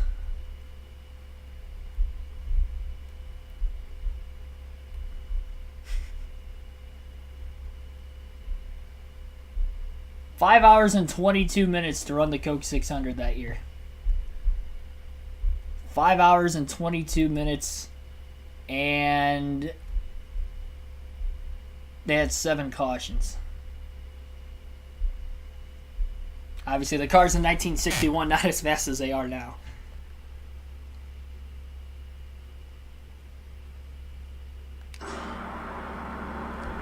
Yeah, so 30 cars DNF'd, only 25 finished. Green flag back in the air.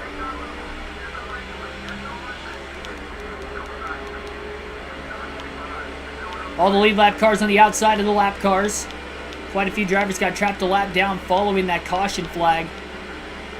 Right in the middle of green flag stops. Truex going to restart in 12th place.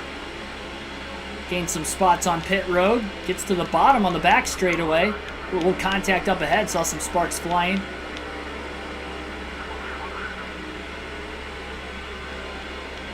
We're in the second half of this race. We'll see how many more yellows we get.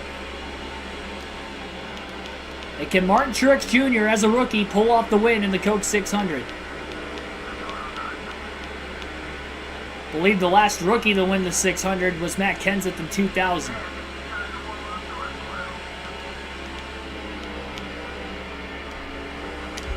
Up the track goes Truex, just ran Kyle Petty into the wall after overdriving the corner.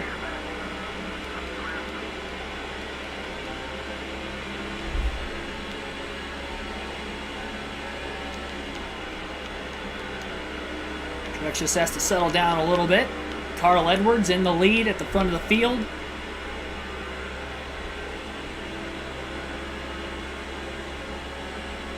Sonoma returning to the Cup and Truck schedule in 23.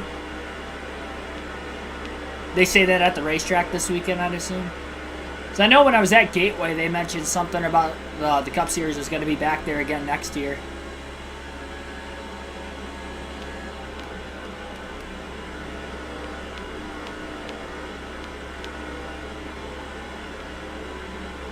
Don't DNF as Truex. Yeah, if we do, the race will be over. And we're past halfway, so no sporkle if that were to happen.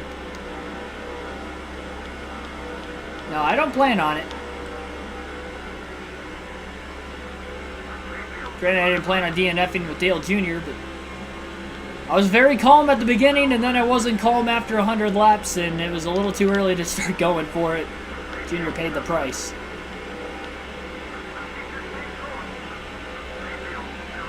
Mile and a half have definitely been Dale's spot on the Cup Series season so far for Dale Jr. and his first DNF of the year comes on a 1.5 mile racetrack in the longest race of the year at Coke 600.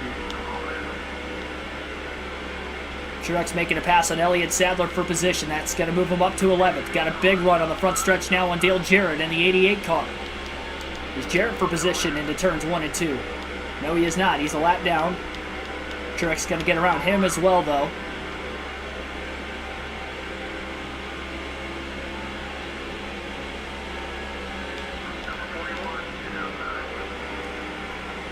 Truex going to get by the 41 car. Casey Mears has a run underneath Mark Martin in the 6 on the front stretch.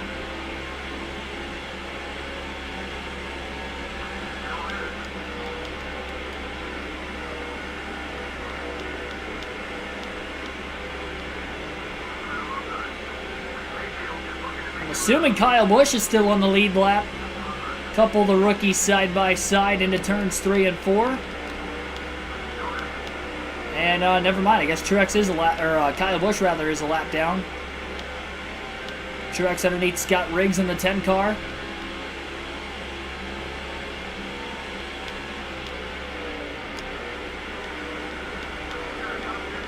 Pass made there.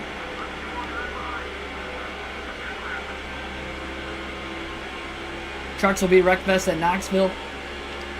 After a pretty clean race at Sonoma. They usually are in the dirt races.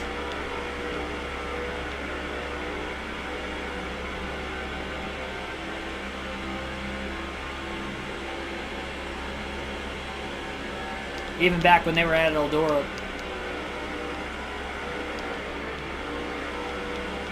I think the cleanest truck race on dirt that there ever has been was at Dirt Bristol this season, to be completely honest. There were still quite a few yellows towards the end of that race.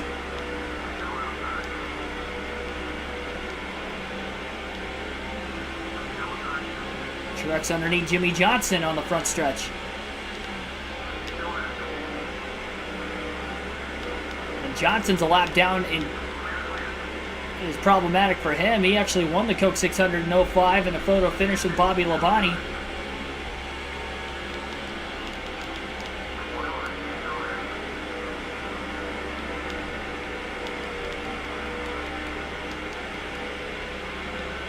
Look at Truex working his way through this field. Trying to pass Rusty Wallace for 9th place. He's got the spot into turn 1.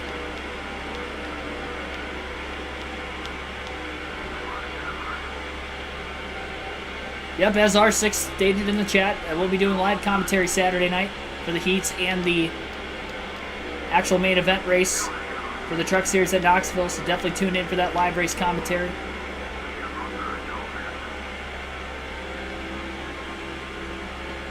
Wrecked on the restart last year, yeah. And I think they had 3 or 4 overtimes. That was one of them.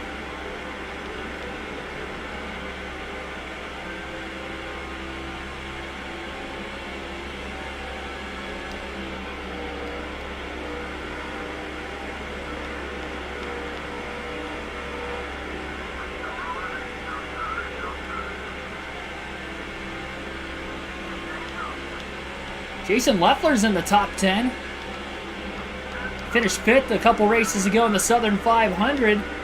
Flash forward to the next Crown Jewel event just 2 races after the fact, and he's in the top 10 early on right now in 9th. Jeremy Mayfield kind of just following Truex through all this mess right now also.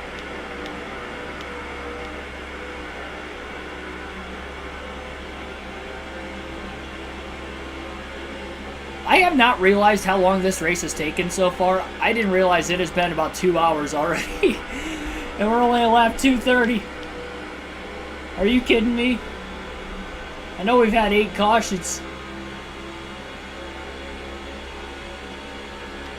That's a little deflating, I'm not gonna lie.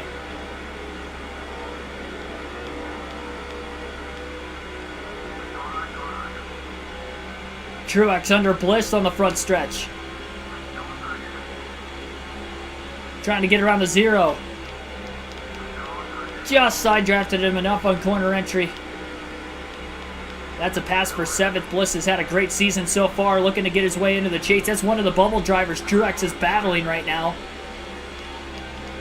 It's definitely one way that we could help Truex try to get into the chase this season. Goes out, has a good point stay today at Charlotte in the Coke 600. And so far, that seems to be the case early on. We'll alternate through the different camera angles for the first time in the race tonight.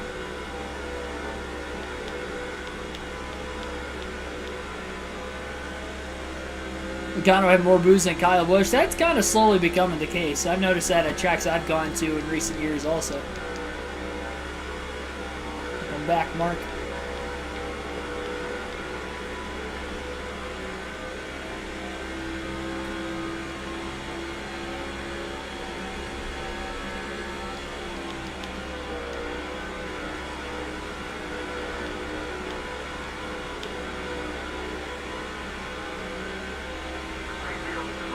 Jeremy Mayfield's looking really quick right now.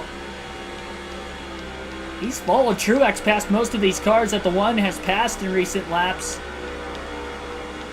Had a big run off turn 2, almost got around Truex that last time, but Truex gaps him again. It looks like they're 3 and 4.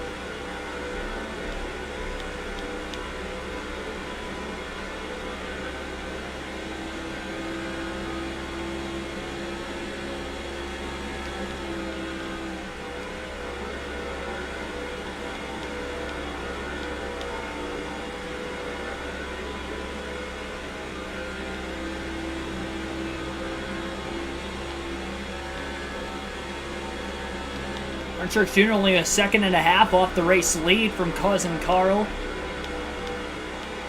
A nice little run on Bobby Labonte off turn 2. Labonte going to throw the block on the back straightaway. Truex running directly in line behind him, 190 miles an hour going into turns 3 and 4. Truex trying to dive underneath the 18. Labonte with another low exit to turn 4. Trying to block Martin Truex Jr. in the 1. Into turns 1 and 2. Can Truex get underneath the 18? Not that time either.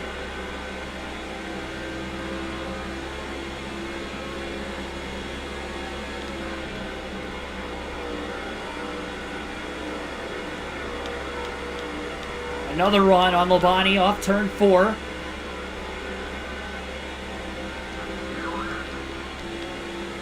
Side by side between the 18 and the 1. And Truex is clear.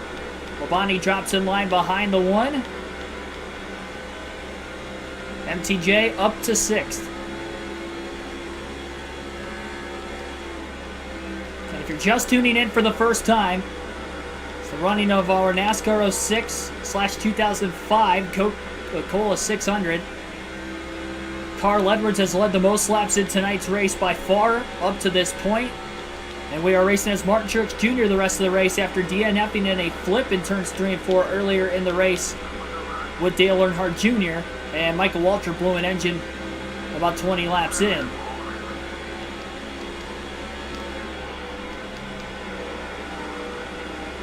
Truex is up to 6th.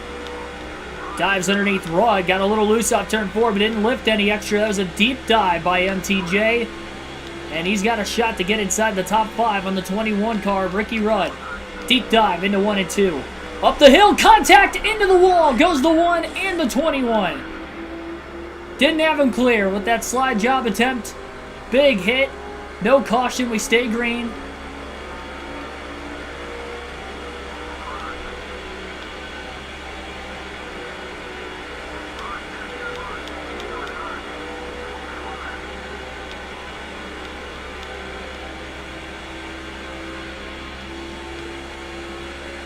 And Truex is in 8th place now, losing 3 spots.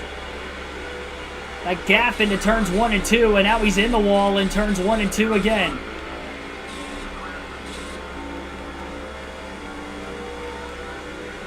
And he's back to 11th. I think he's got some pretty heavy damage right now in that number 1 car.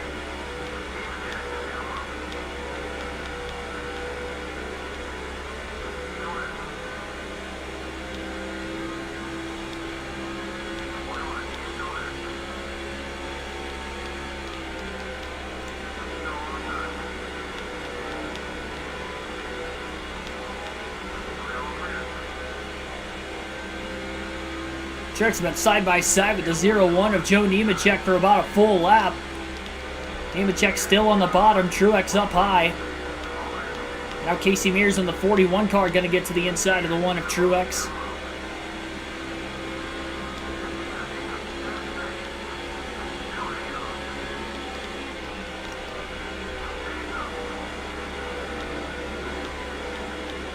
Truex still has Mears underneath him.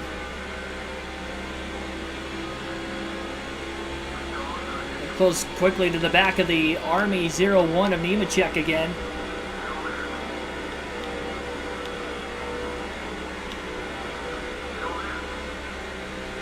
Nemechek going down low to throw a block on Casey Mears in the 41.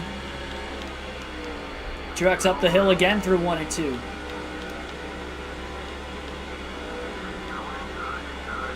Jimmy Spencer looking to the inside, but Truex is clear of Spencer to get back down to the bottom and not get stuck on the outside again into turns 3 and 4. You have to hope that Martin Truex Jr. doesn't have too much damage on his car.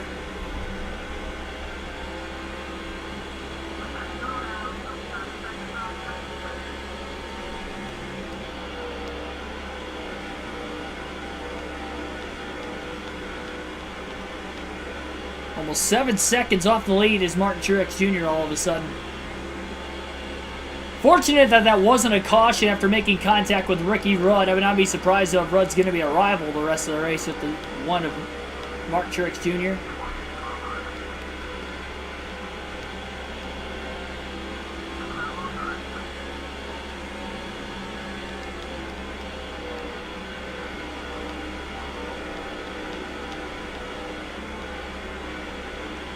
Just goes to show, again, how hard it is to pass in this game, especially on this different, unique surface at the Charlotte Motor Speedway. I look like Jimmy Spencer. On the racetrack.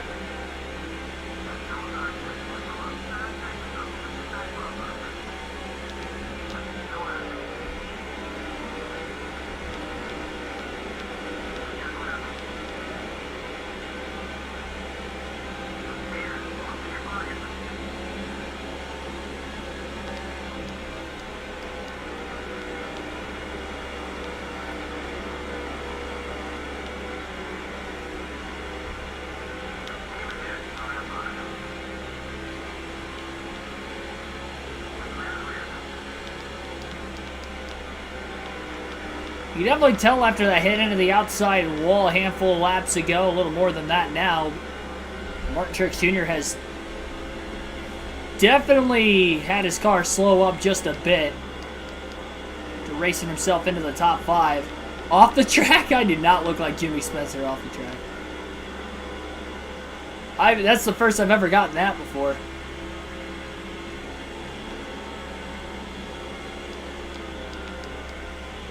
I don't think Jimmy Spencer ever had facial hair that I can remember.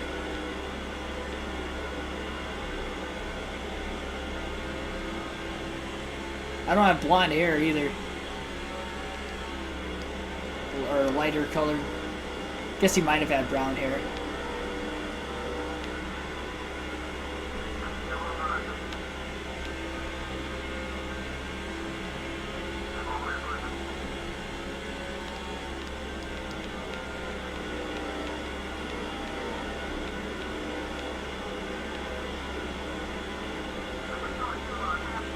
Halfway on field for Truex. Since the 8th yellow of the race, we haven't had any other cautions.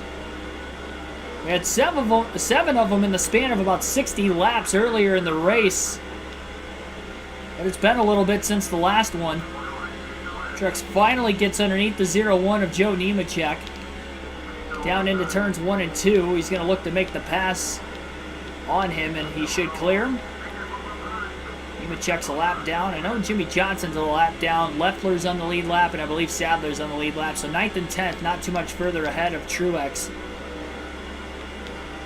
We have a checkup in turns 3 and 4.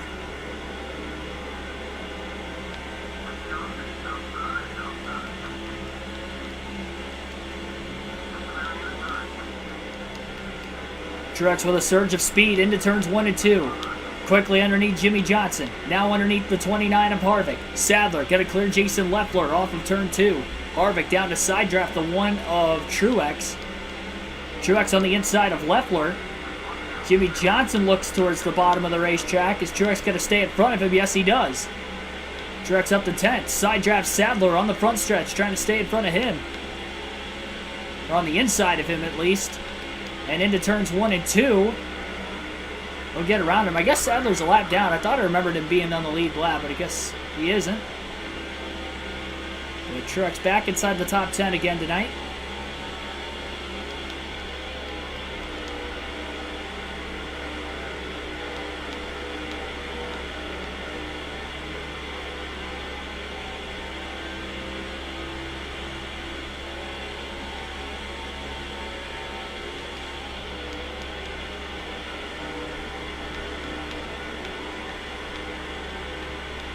Two more pit stops the rest of this race.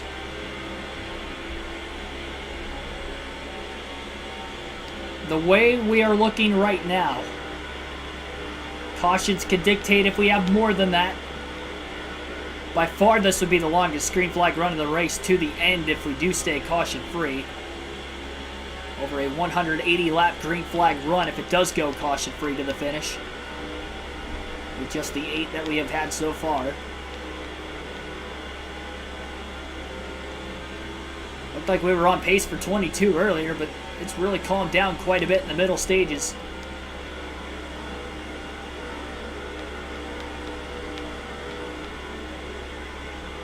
Bit of a longer green flag run, spacing things out a bit more as well.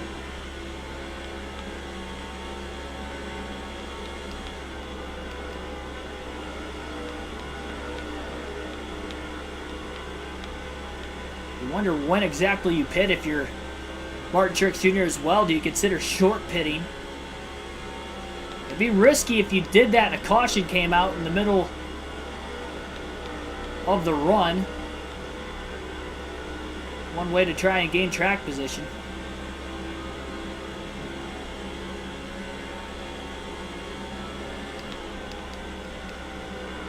Window will open up with 140 to go to make it on 2 stops.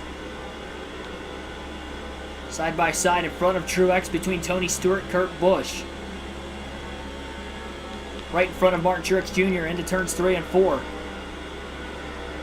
Stewart up the track, clears Kurt in the middle of the corner. Truex to the inside of the 97 car off turn 4.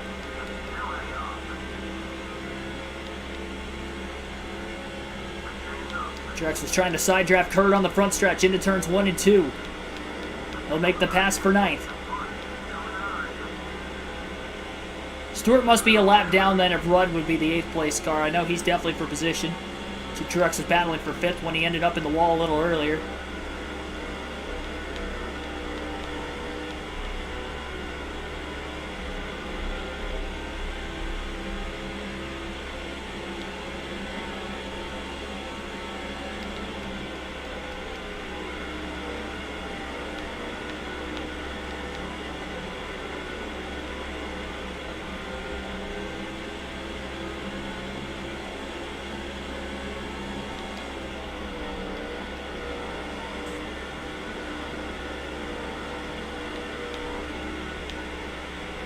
Stewart going way down the track to block Truex. Nearly contact between Rudd and Stewart.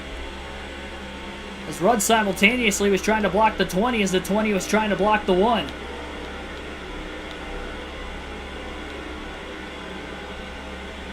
Rudd got a little loose off turn 2. going down, trying to block Stewart. Stewart holds up in front of the 1 car again.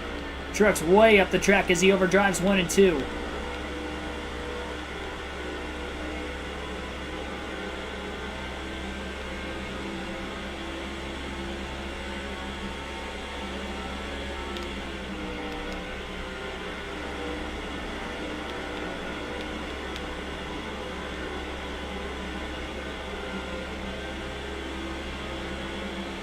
Stewart's faster than the 21. He just can't get underneath him right now.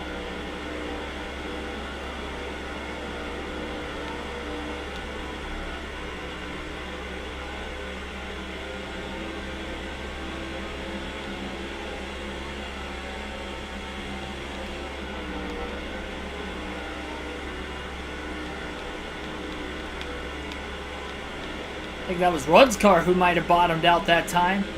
Could have a fender rub. Getting into the wall a little bit ago. At least Truex and Rudd aren't rivals of any sort. That's good for both of them. Stewart again with a block on Truex. Truex is not lifting to let Stewart in. Truex beats the 20 car to the bottom into 1 and 2. Will pass the lap car cleanly. Stewart's failed attempts to get around Truex have costed him there. And now on the back straightaway, Truex may have a shot to get around rookie Rudd.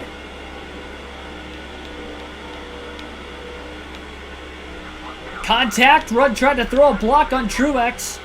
And Truex is going to get around him with a pass for 8th place.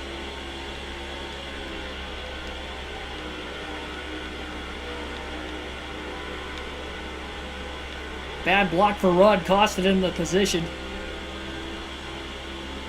Ace of Spades, welcome to the stream. 55.97, legend difficulty. Always on the harder modes.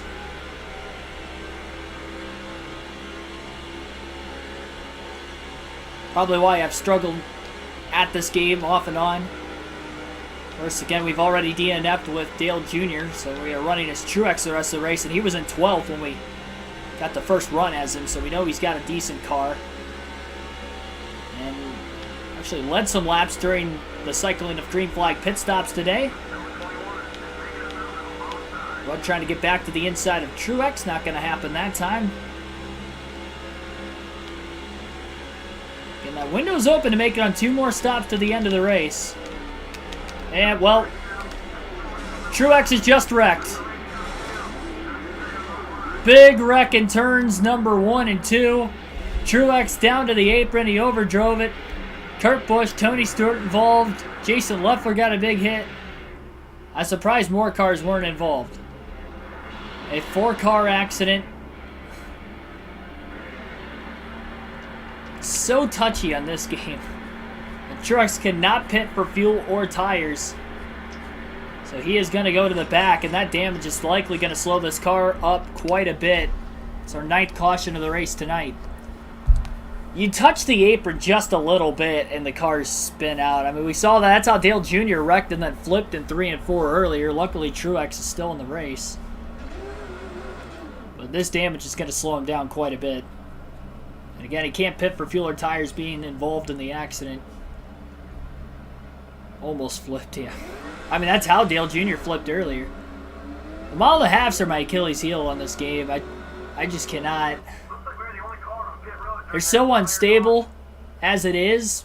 And you go this full race, and it's so hard not to touch the apron once. And first time we did it with Truex there, and it cost us.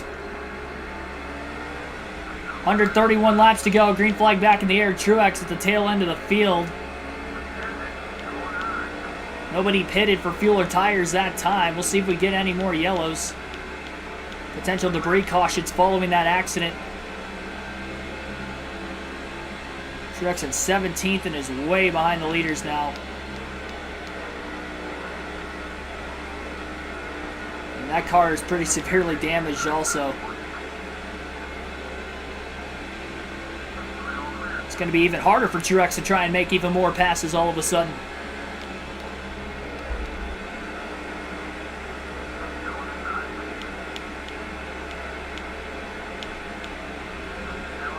Contact, nearly turned himself off of Matt Kenseth's front bumper. A little too aggressive trying to fight for the bottom. And we've got a couple cars pitting off turn 4 that time.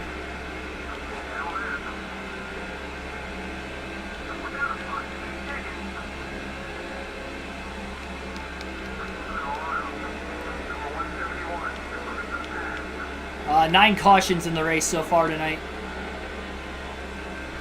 2 away from tying the most we've had in a cup race this season. With our last race at Richmond on Monday night. And then the 8th race of the year at Phoenix also had 11 cautions. 13's the most we've had in NASCAR 06 in a single race. It was a Busch race at Texas.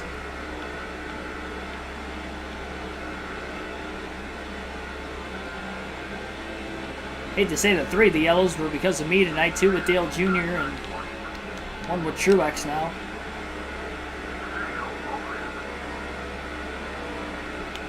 Contact off turn 4 as Kyle Petty got squeezed into the wall by John Andretti.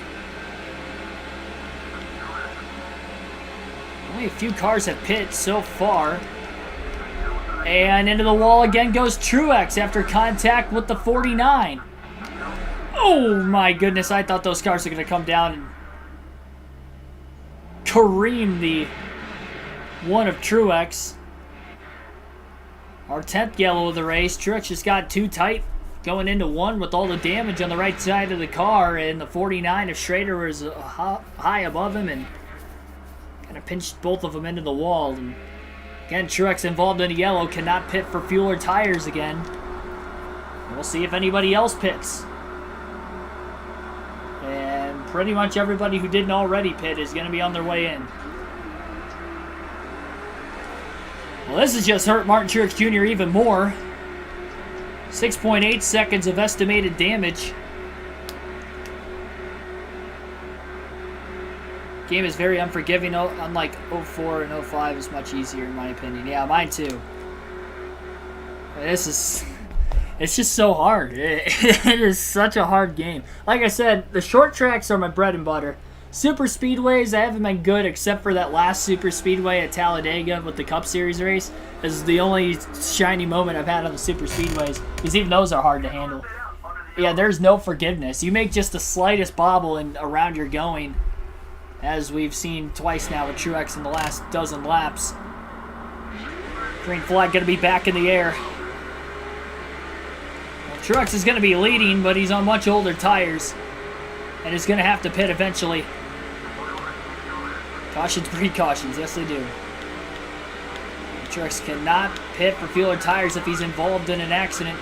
And he is very loose on these tires with already spinning twice. Marlin threw a block. Truex still leads. All 3 of the cars that got around him on the restart were a lap down.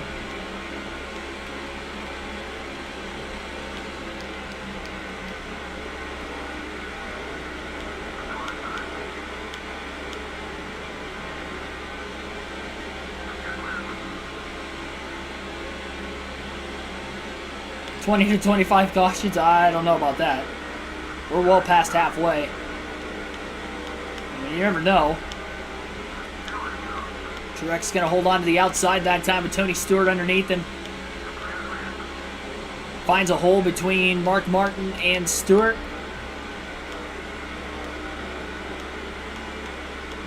Stewart was a lap down 2. Most guys getting back on the lead lap.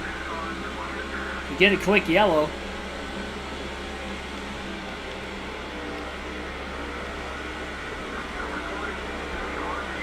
Martin looks to the bottom off turn 4. Truex again going to stay directly in front of him. Oh boy, that was a big, big mistake by Truex. Up the track he goes. He's going to lose a couple positions.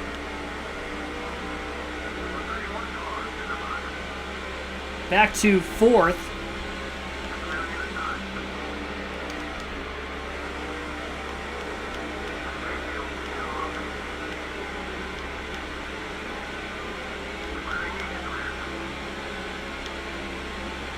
See how loose he is off turn 4. Loose at the rear tires because of the spins, but he's kind of tight overall with the damage on the right side of the car at the same time.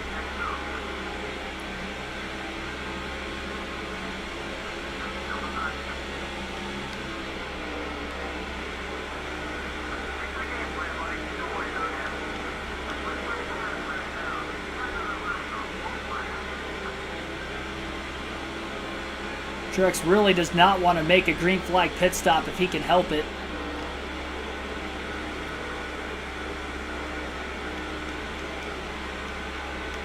But he'll have to in a couple laps.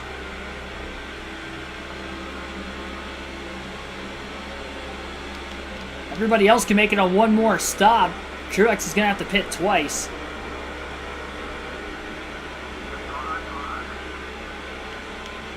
Fighting back to the inside of Jeff Burton in the 31. Mike Bliss in the 0 on the bottom lane right in front of Truex.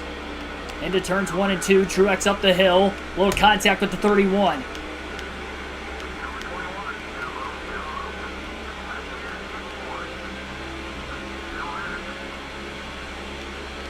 Truex on the outside into turns 3 and 4. Up the hill he goes. And they're 3 wide as cars are underneath of him. Great job by the one car keeping it off the outside wall. He's back to 9th. He'll pit at lap 286. So he'll stay out this time by and he'll pit the following time.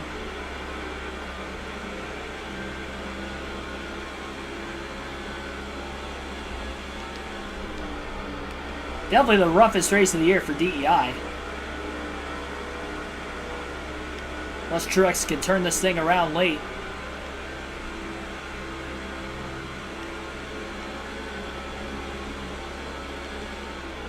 Truex going to have to make sure he's going to be on the bottom lane into 3 and 4. So he can pit this time.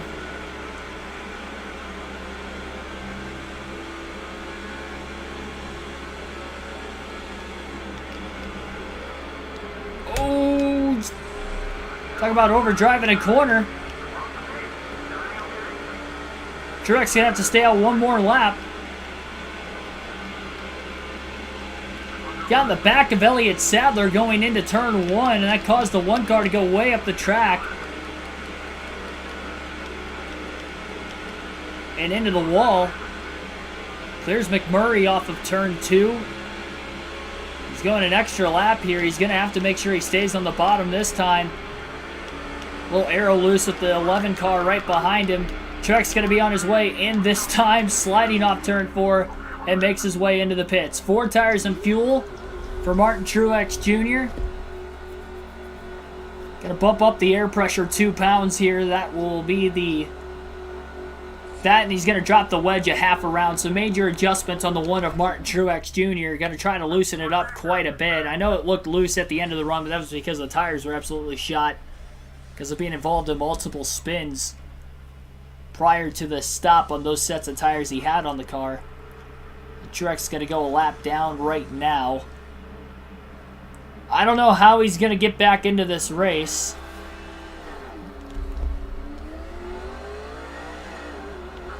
But we'll see if he can find a way. He's a lap down in 28. Jeff Gordon back in the lead for the first time since... Are you kidding? I did not get the fuel tank full again. Why? Why? You've got to be kidding me.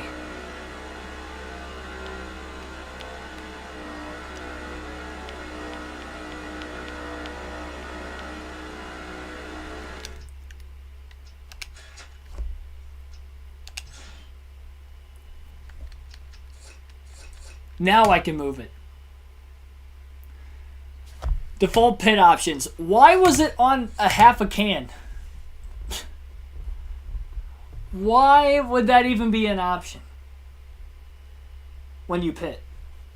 Because typically when you pit during green flag conditions, prior to stage racing, you're trying to run the car all the way to it about dry point of fuel. Why is it at a half a can? I remember trying to change that in practice before and it wouldn't let me because I didn't use enough fuel. So unless you're low on fuel, that's like the only way You can legitimately change that.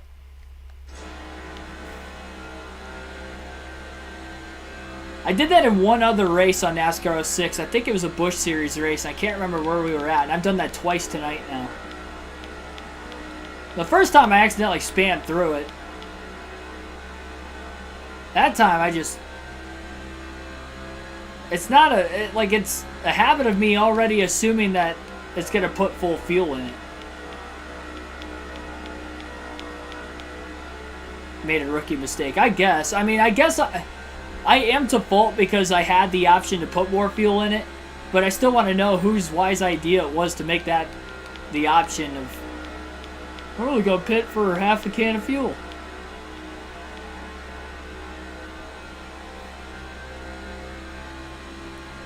Now Truex is going to go 2 laps down once he makes the next stop. He's going to have to make sure he doesn't lock up the tires when he does have to make it, too. Well, let's see if he gets bailed out with the 11th caution of the race potentially coming before he ends up having to hit the pits again.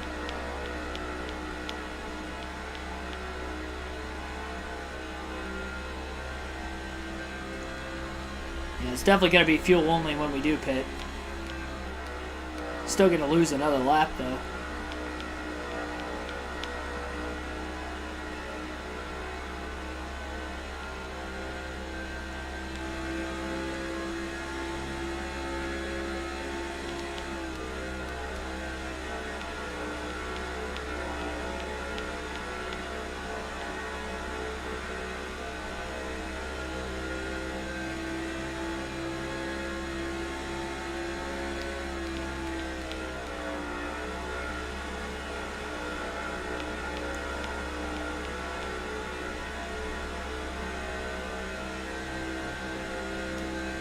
I'm not going to lie, though. I don't think we could have had a more disastrous Coca-Cola 600 than what we have seen so far tonight.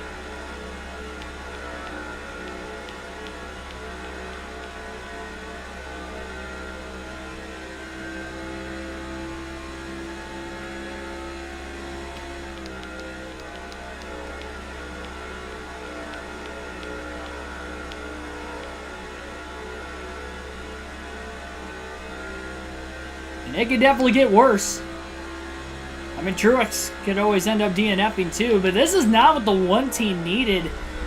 17th in points coming into the race today. 3 of the last 4 races he's finished outside the top 20, including 2 DNFs.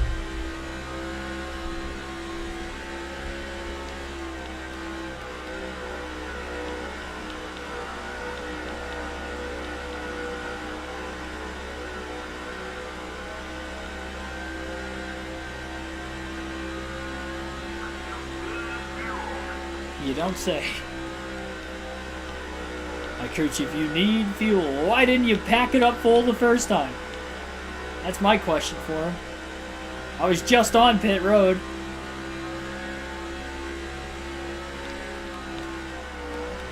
Sad part is Truex can pit for fuel now. He's still going to be short to the end of the race. And once you go 2 laps down, good luck getting back on the lead lap.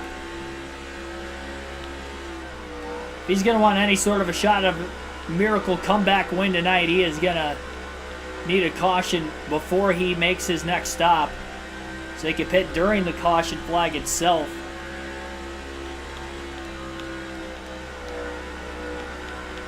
I gotta say, with the adjustment changes, the car's handling well. I can't tell how much faster or slower I am compared to the leaders because I'm a lap down, so the interval's not really changing because I'm behind a full lap.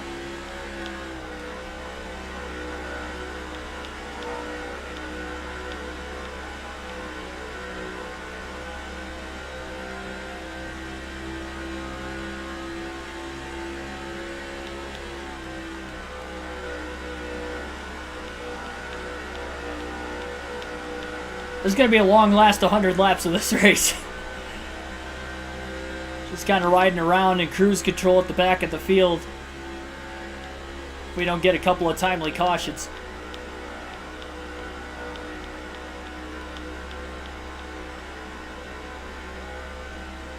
This is definitely the worst race to have a bad race. Just because of how long it is.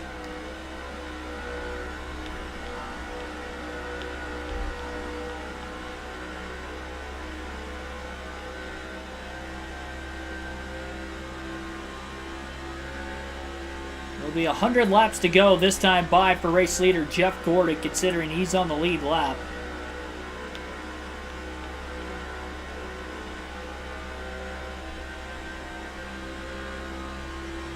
So Truex not going to be changing tires this time. Again, it'll be fuel only when he does have to pit, and it will be a full tank.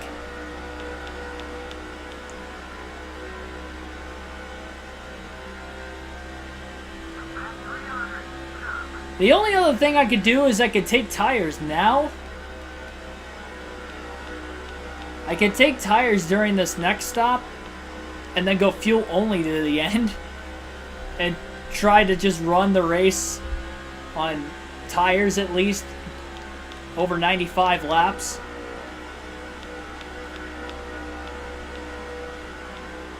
But that would be if it stayed green to the end.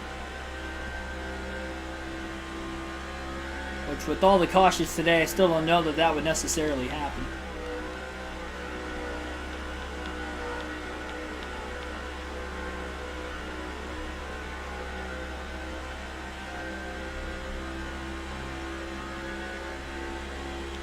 Truex going to pit at lap 303. Would technically be lap 304 for the rest of the field. For those who are on the lead lap. Less than 100 laps to go in the Coca-Cola 600 tonight.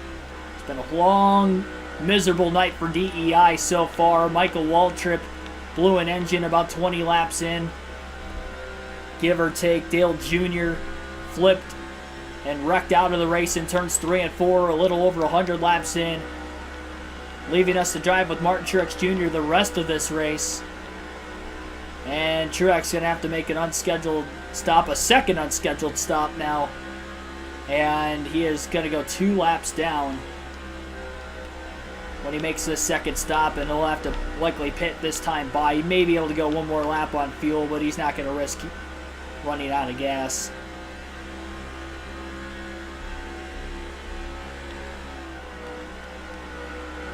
Well, Tripp came into the race 21st in points. Truex 19th. Truex on his way in, 4 tires and fuel. He is there. Well, not going to take 4 tires, but he will take fuel. He's actually... It's not going to slow down the stop too much, so they'll take right sides. No adjustment changes.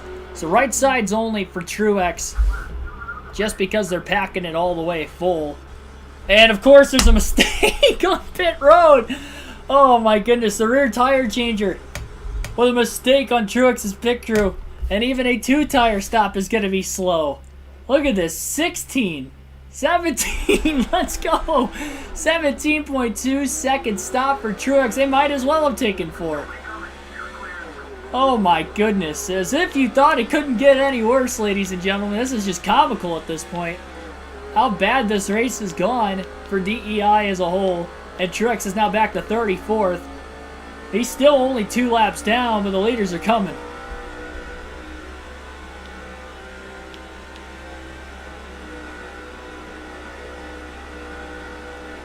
Good grief. Oh my goodness. Should have went fuel only. I figured right sides because I was like, oh, estimated pit stop. It's only like 0.2 of a second longer to take tires. Might as well take tires. I didn't think they were going to make a mistake and a 2-tire stop was going to be a 17.2 second one. That's terrible.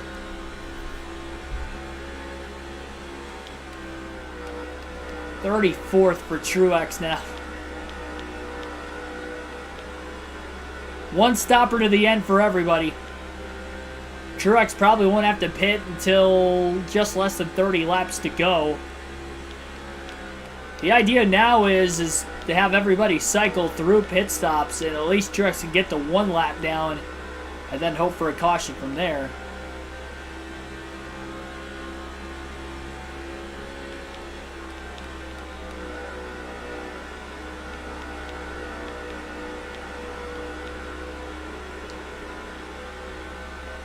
It's not even like we could just run the rest of the race trying to help another teammate out because, again, Truex is the only DEI car even on the track right now.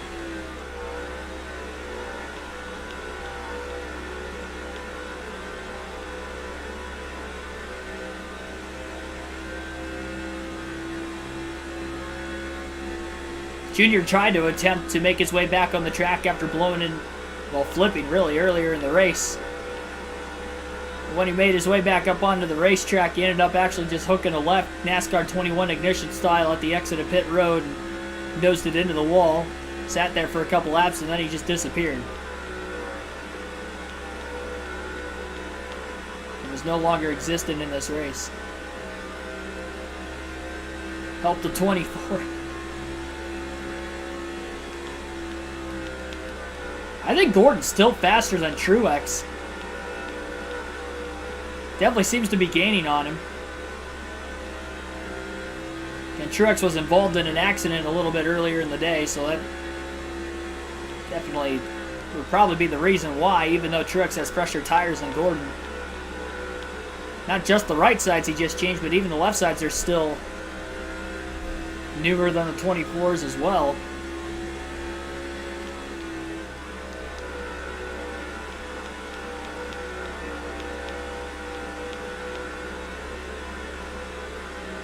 I'll get one of my 2 laps back, but I'm not going to get both of them back.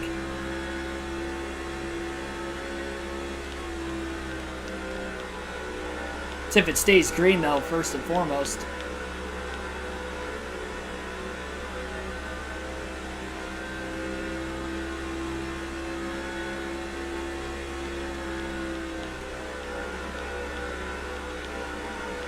Imagine we'll probably see some cars pit as soon as the window opens to the end of the race in about another 20 laps. This will be the drivers that will try to short pit.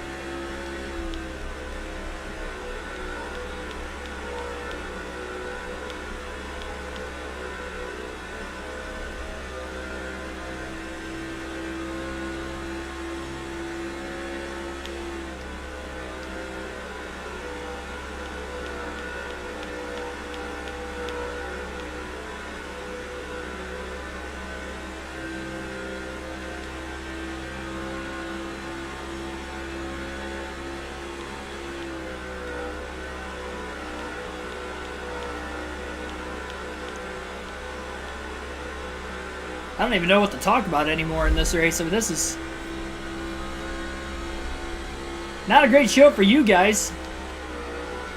Maybe it's somewhat entertaining for you guys in the comical way, but not the pure racing way.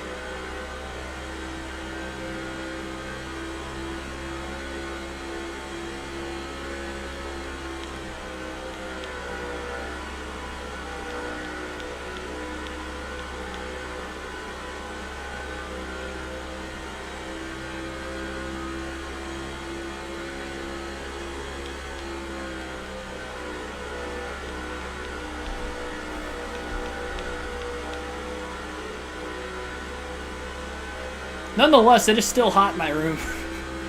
To add on to it. Long race. We're in the double digits in cautions.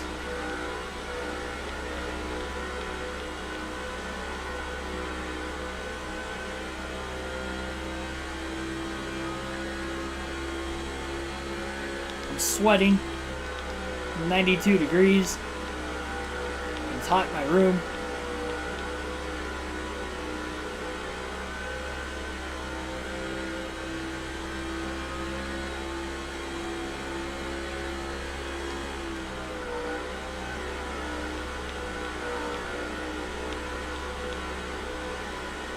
Can easily tell Truex isn't as fast as he once was at one point, because at least when I was Dale Jr., I can't remember if it was when I was Truex or if it was when I was Dale Jr., but I remember being 190 miles an hour going into turn 3 at one point, and Truex is only topping out at about 184. So he's definitely lacking in the speed department right now with the damage. 6 mile an hour top end speed slower.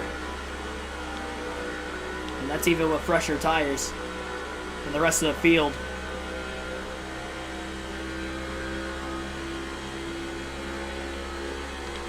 Not sure how aggressively he might try to race the leaders.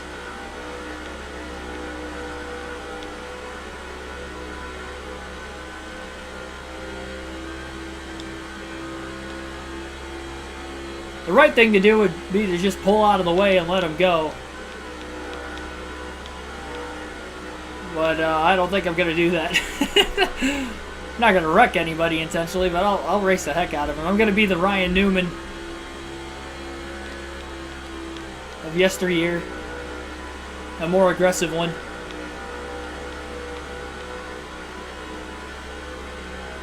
In a circumstance where I'm 2 laps down and 34th. With about 80 laps to go on the Coke 600. I think this DEI organization is just kind of fed up with the luck they've been having tonight.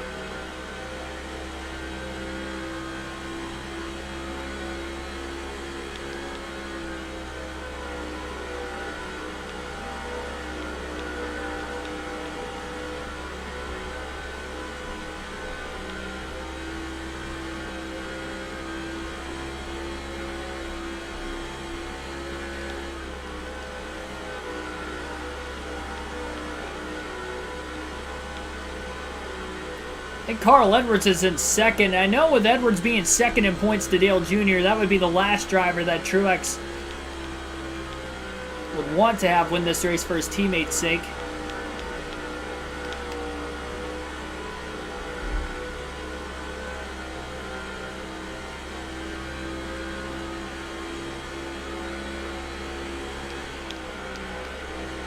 Gordon closing.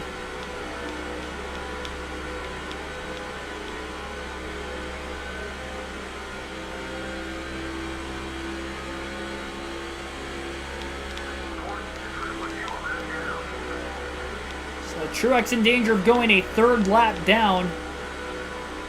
Gordon went to the outside through 3 and 4, looking for momentum to get around the 1 car in front of him. Didn't really work there. And Edwards is going to be battling Jeff Gordon for the race lead. Leaders have about 77 to 78 laps to go, just outside the pit window to make it to the end. Truex is going to go down the track to block Jeff Gordon.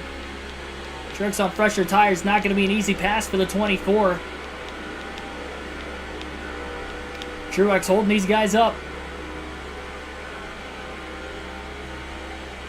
It's going to create an even more intense battle for the win. Well, there may have been otherwise.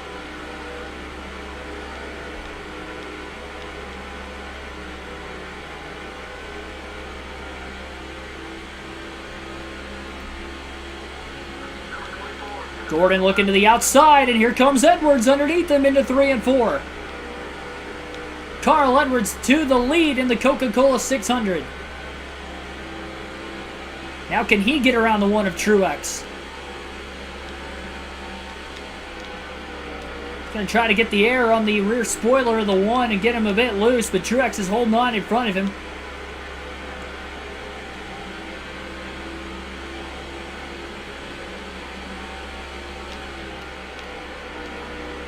Pulling our best Denny Hamlin Gateway impression right now.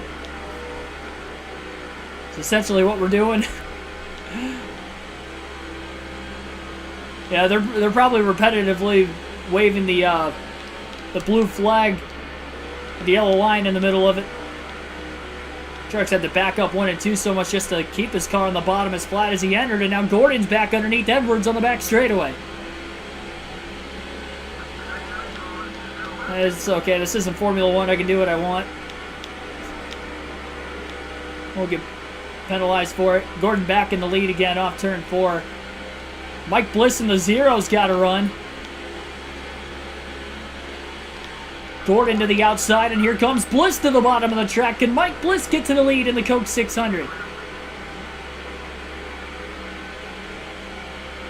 He's got it, but I don't know if he's going to clear. Now with the 1 car of Truex in front still.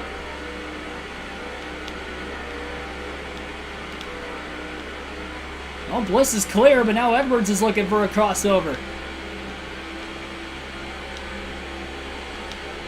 Truex getting a little loose with the 0 car of Bliss right behind him. A lot of the air getting underneath the rear spoiler, taking away all the downforce off the one of Truex. My last name is Schneider.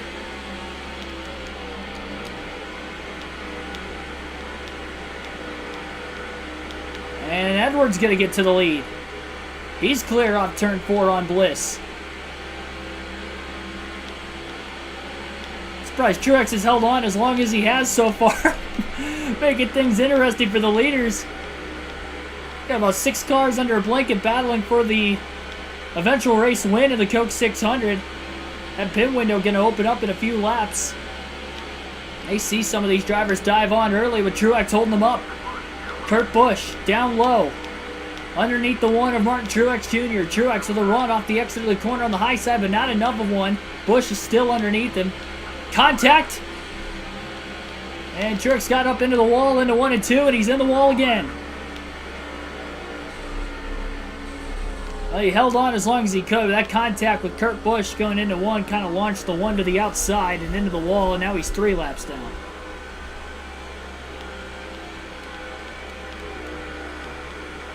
And Kurt Busch leads after winning the Southern 500 2 races ago. Now he's trying to win the Coke 600. It's crazy if he wins 2 of the Crown Jewel events this year.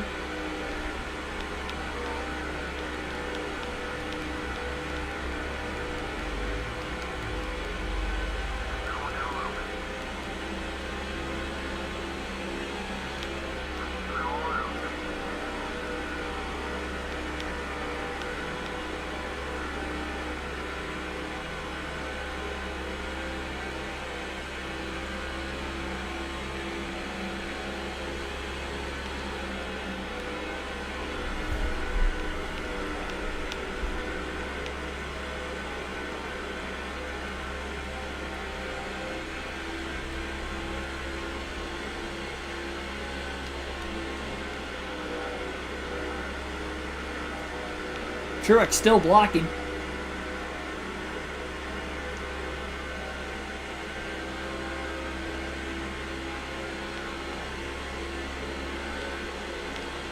Worst performance I've ever seen. Yeah, pretty much. Jeremy Mayfield has just taken the lead off turn 2 away from Kurt Busch now. Can Mayfield win the Coke 600? Don't believe Dodge has won a race yet this season. Air taking off the rear spoiler of the 1 from the 18 of Labonte, and you saw Truex get a bit loose.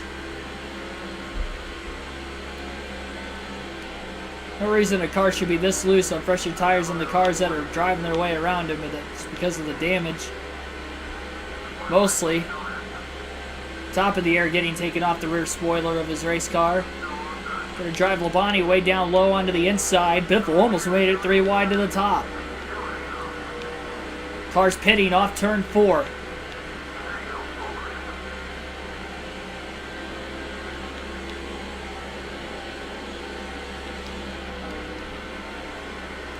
More hard block, the more they want to turn me, that's fair.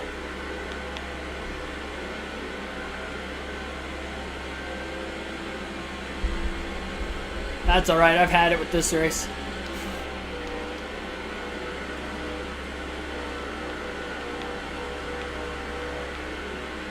And Truex should get 1 of his laps back, maybe 2 of them with the field pitting right now. But again, Truex will have to pit before the end of the race too. Furthest he can go is about 30 laps left.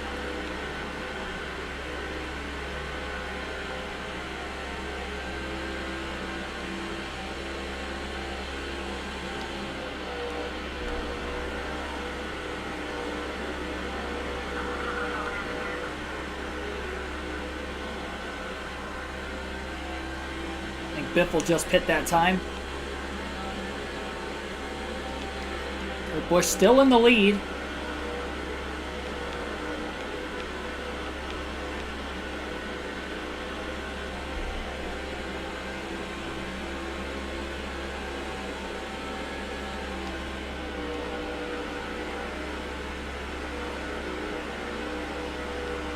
Now Busch will pit from the lead. Another car in the top 5 is also in.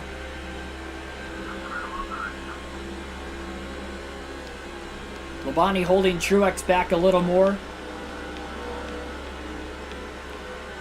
I don't know who's in the lead. I don't know if it's Bobby Labonte or that car up ahead. And I think it's Labonte who leads this race. So whenever he ends up pitting, Truex will get a lap back. Labonte staying out in case we get a caution. In the middle of these green flag pit stops right now.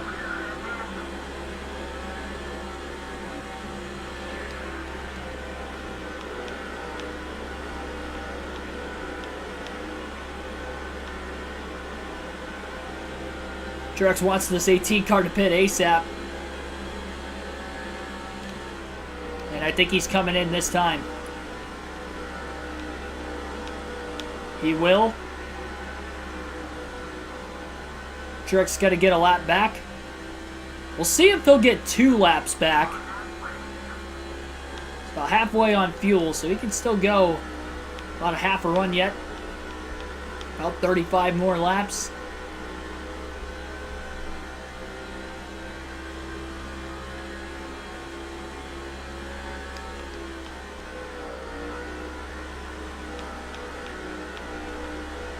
See what position Truex could be in as well.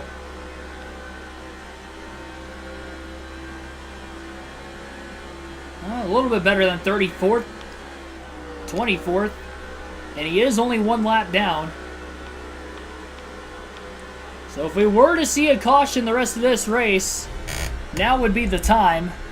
At least Truex would have a shot at a top 20. Better than 34th. Probably doesn't have anything to lose. So 1 lap down right now. Fact of the matter is, though, the rest of the leaders not only had faster cars before because of Truex's damage, but now they have fresher tires on top of it. So although Truex has track position for the time being, once the leaders catch up to him, I don't think they're going to have as hard of a time trying to get around him. Less than 60 laps to go in the Coca-Cola 600.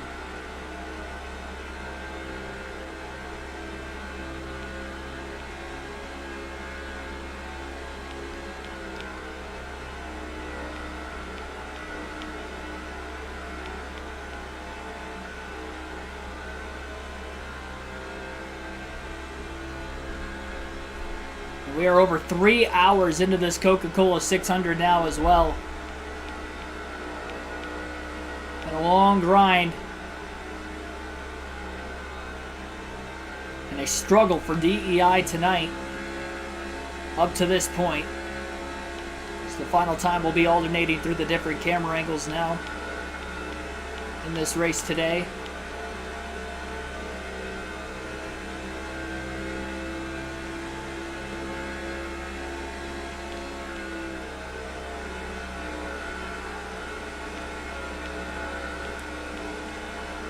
Truex's car definitely handles well by itself. Even with the damage.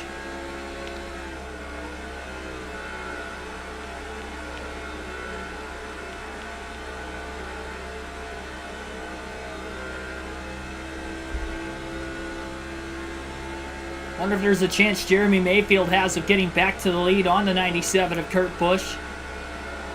Mayfield led just prior to green flag pit stop shaping up for the final time today.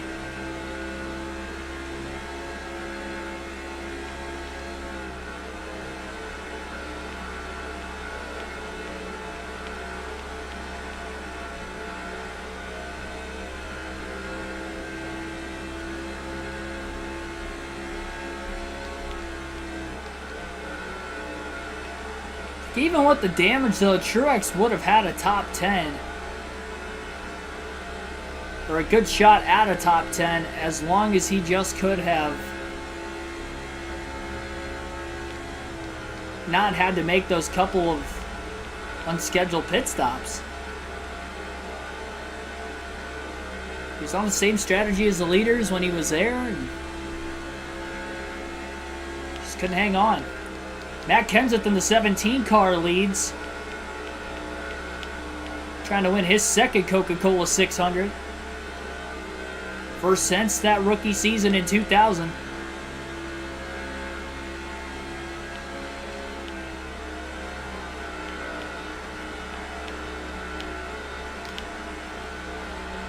These guys are definitely closing on Martin Truex Jr. The left rear tire is really starting to wear. The Truex took right sides only during the last stop, so the left sides are going to wear out a bit quicker than the rights. And Truex is already a bit loose as he got in the wall off turn 4.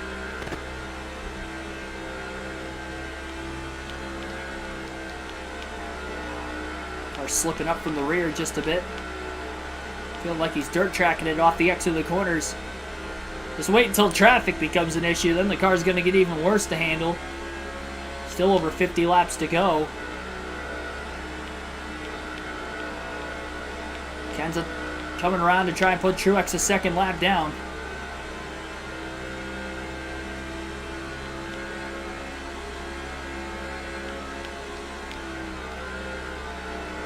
I don't think he'll get to him this lap, but probably the next lap, I'd have to imagine, is when Kenseth will catch Martin Truex Jr.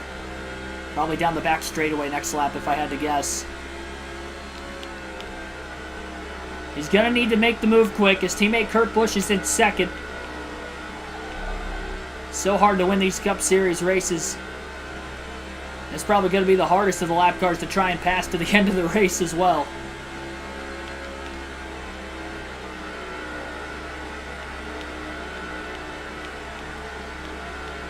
So off of turn 2, Kenseth not quite close enough to get around the one car yet.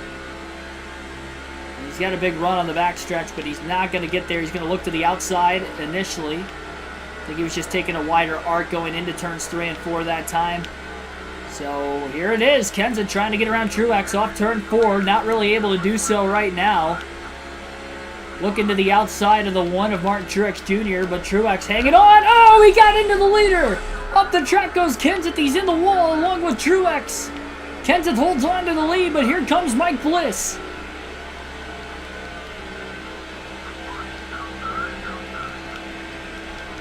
Truex is struggling with this car. He's up the track again and into the wall with Gordon and Kurt Busch. Down the track, up and over goes Truex and Gordon.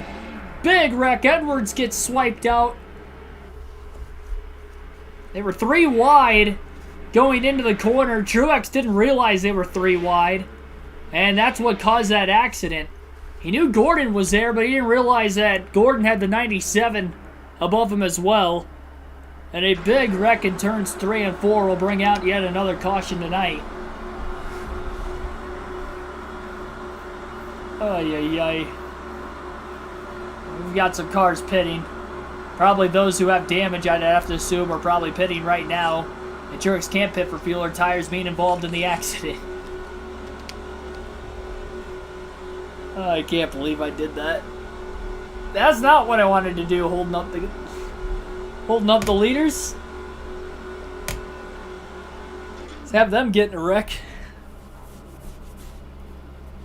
Because of me. In my defense, I didn't know we were 3 wide. Or I wouldn't have ran Gordon that wide in the middle of the corner. I didn't hear the spotter say anything about us being 3 wide.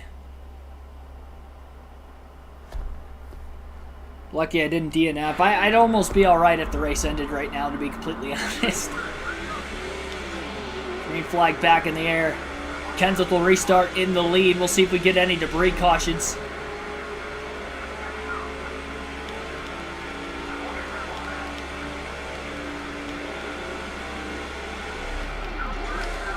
I think I got turned. We're going to look at the replay, but I think Truex got turned by Kenny Schrader. It felt like I had contact from behind.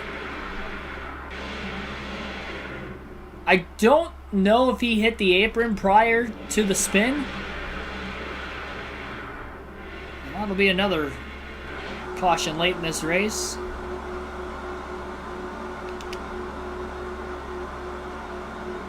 Another big one, yep. Unfortunately. We'll have another caution prolonging the finish of the race as well, off the restart. I think the field's got to be upset with Truex right now.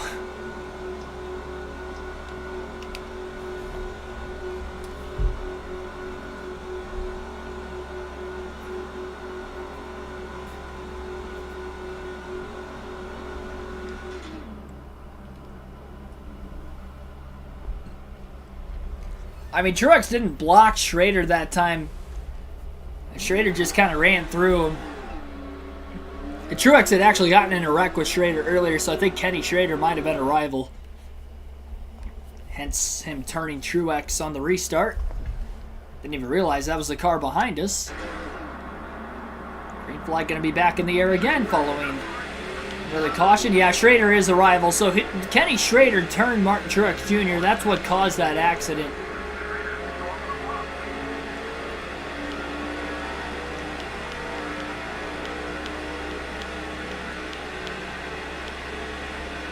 Two and three wide all over the place on the restart.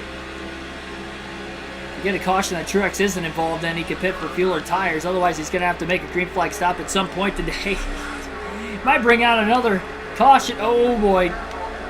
He's sideways. I think Gordon got into him. Also a rival. Truex hauled on to it. Ay, ay, ay.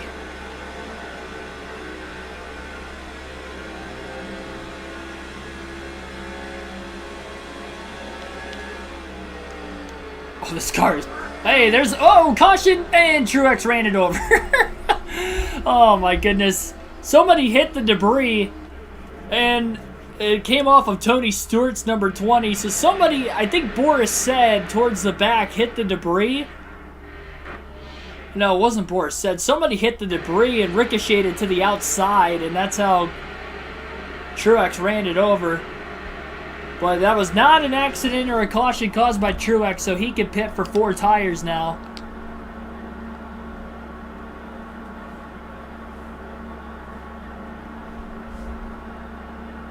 So Truex will be taking on fuel and tires here, and he'll be good to the end for handling. Going to take that other half round of wedge out of it and put 2 pounds of air pressure back in. So a little bit of an adjustment from the one. But a flat tire after running over debris. Bringing out another caution late in this race. Keeps getting worse. Yes, it does. Like I said, as if it couldn't get any worse for DEI. Things are just snowballing out of control. Even that caution that we weren't involved in, we still ran over the debris. Oh my goodness.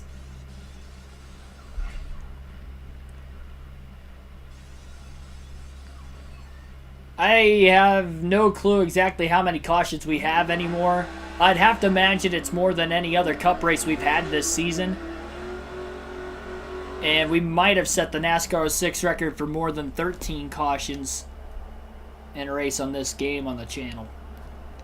And we'll set ourselves up for another restart. Green flag going to be back in the air.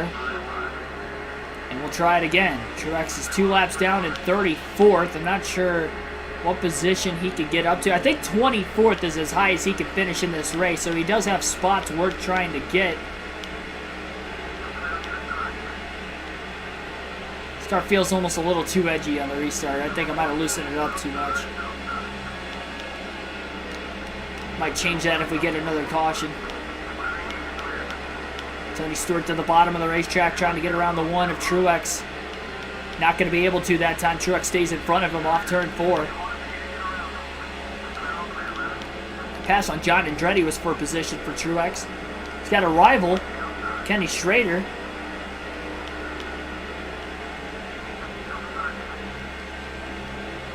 Alongside of him. Schrader's already turned Truex once. Did not try to turn him again there. Oop, Truex right into the side of Bliss.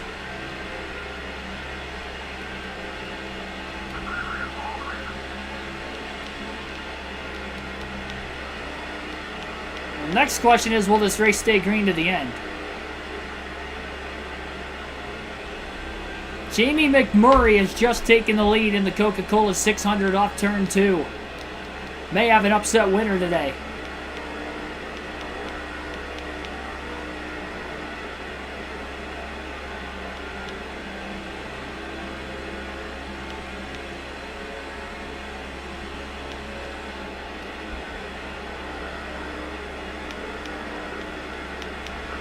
lot of side-by-side racing going on up here. And Truex could finish as high as 24th. Into turns 3 and 4, drove it in deep. He's got to clear Bliss and Mears. A little loose off turn 4. Truex hangs on to it for now. Car definitely got loosened up a little too much.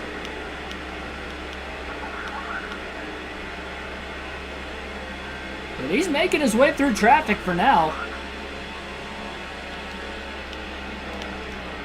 Bliss looks low into turn 3.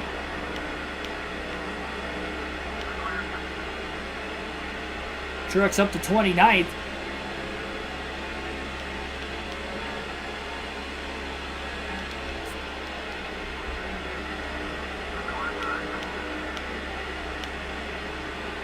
I think Bliss is on the lead lap still. He's trying to get around the one car of Mark Truex Jr. The young Truex going to stay in front of him down into turns 3 and 4. Jamie McMurray at the front of the field still holds on. 2 by 2 is the traffic off of turn 4 up ahead.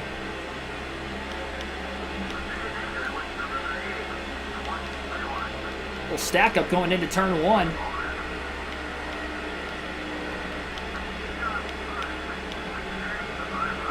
Allowed for Truex to pick up another spot somewhere on the track. Might have been on Kyle Petty.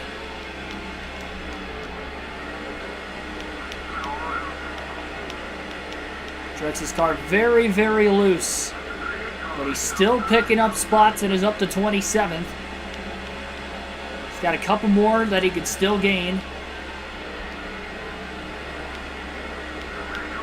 Gets around Vickers. Trying to get around Leffler. Little shot to the back of Jimmy Spencer.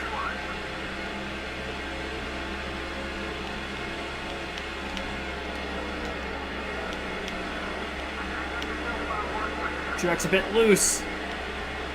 Hanging on to it for now. Spencer with a pretty big block on the front stretch.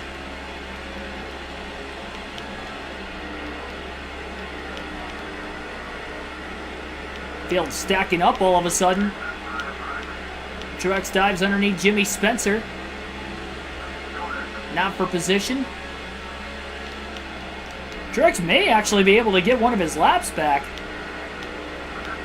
Might get the one lap down all of a sudden, and who knows, maybe we get another caution. He does have fresher tires pitting during that last debris caution.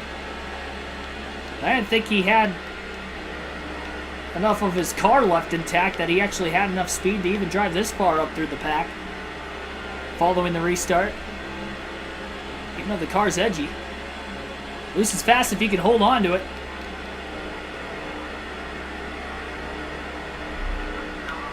Got up into the 21.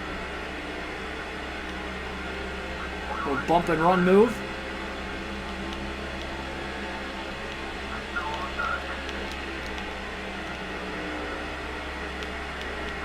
Bump and run on a 1.5 miles, not ideal.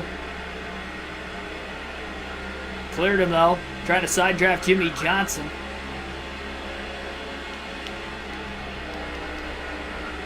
Oh, he got up into him. Truex has not let up on the aggression. That pass on Johnson was actually 4th position. That moves Truex to 25th. Still has one more position that he can gain yet.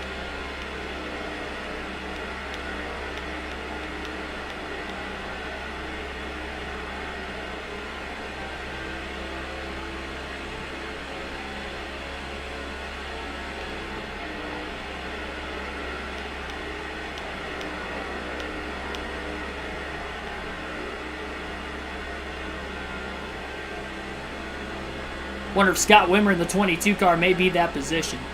Can't get the free pass for being the first car 2 laps down. Would have to be 1 lap down.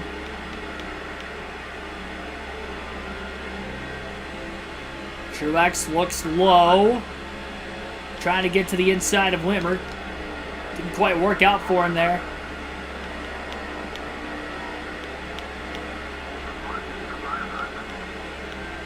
Jarrett thought about throwing a block on Wimmer that time. Thought better of it. Wimmer on the inside into turns 1 and 2. Truex with a big block on Mark Martin. Truex with a big run right now, back straightaway on the bottom, 3 wide. Underneath the 22 car of Scott Wimmer. That was not for position. So Wimmer's either on the lead lap miraculously in the top 10, or he is 1 lap down. Could be 3 down, who knows?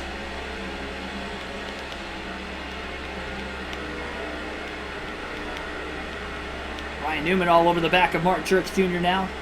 Truex not going to get aero loose through 1 and 2, though. Matt Kenseth leads the Coca-Cola 600. McMurray lost the lead a couple laps ago.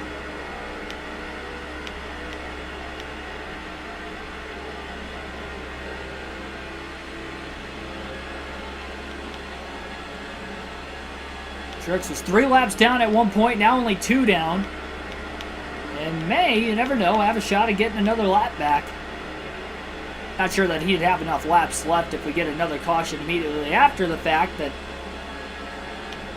get his way back into it again.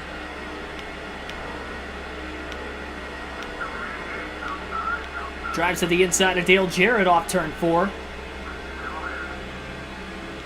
Don't think that he's going to be able to stay underneath him, though, and he does not.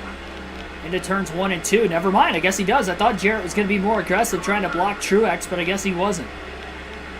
Side by side off the exit of turn 2. Between Dale Jarrett and Martin Truex Jr. still. Ryan Newman all over the back of the 1 of Truex. Truex going to get by Jarrett. That was 4th position. And up to 24th now is Martin Truex Jr. off turn 4. So Truex was the last... that was the last spot Truex could have picked up, being 2 laps down. And how about Tony Stewart, who brought out that debris caution, that last yellow without a hood, is driving himself towards the front. Not sure how many laps down, unless he, could be on the lead lap. It's possible. Truex getting a little aero loose behind the 20. And he's in the wall off turn 4 as a result. Didn't even realize Tony Stewart's a rival.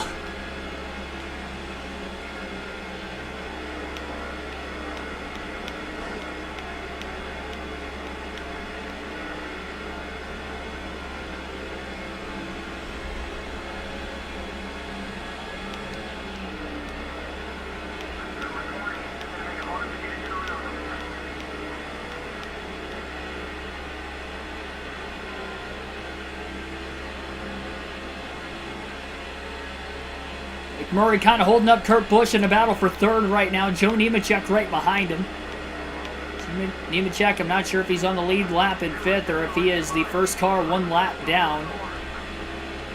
And I can't tell who that car is in 2nd behind Kenseth.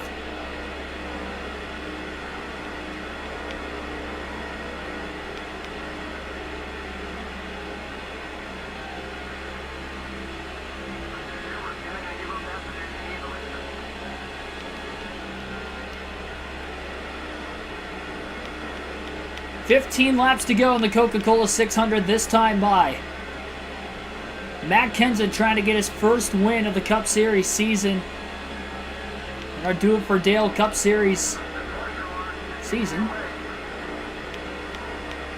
And trying to get his 2nd career Coca-Cola 600 victory.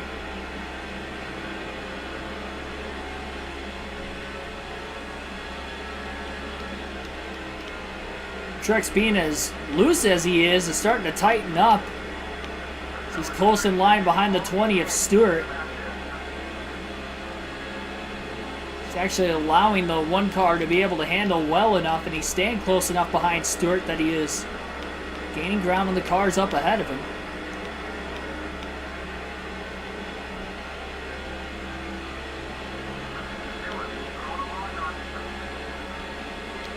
Nemechek going to get around Jamie McMurray as well.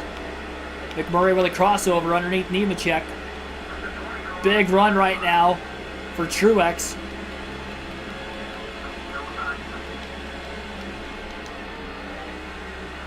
Stewart did not take a swing at Martin Truex Jr. that time. And Truex got around him cleanly. Kurt Busch, another one of Truex's rivals up ahead. Newman to the inside of Tony Stewart. Oh, Truex moves McMurray up out of the way.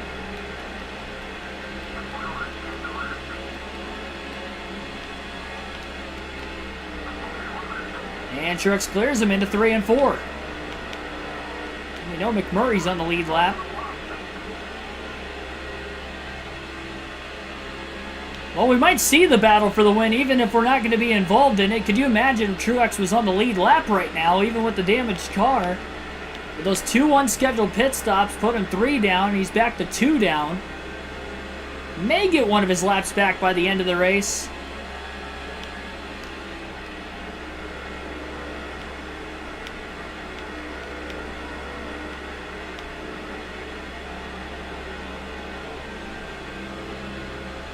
I do think Kurt Busch is closing in on the leaders up ahead. And if Joe Nemechek's on the lead lap, does he have a shot to win?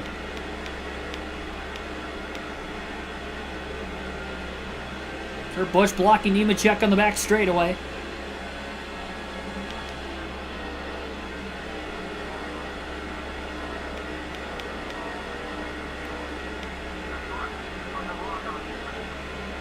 Kurt Busch seems to be a little bit faster than the top 2. Busch has led a couple different times so far in this race today. Again, remember, he won the Southern 500 earlier this season. Truex on the bottom, getting cleared. Nemechek with a clean pass. Through turns 3 and 4. Where has this speed been out of the one of Truex? I know we have a little bit edgier setup in it now than what we did before, but even still.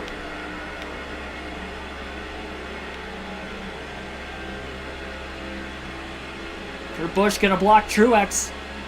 Kurt wants any shot to win this race. He needs to keep the one car behind him.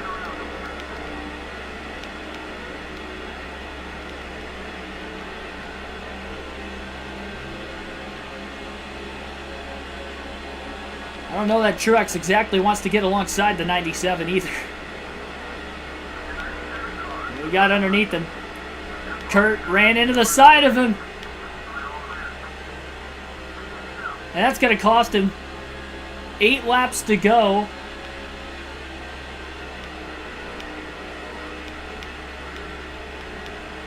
Kurt Busch tried to take out the one of Truex and it didn't work.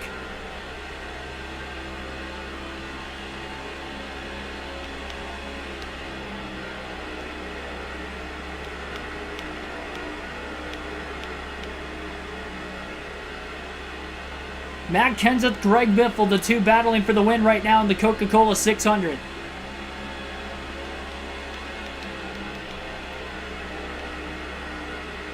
I don't think that Truex is fast enough to get around Kurt Busch either.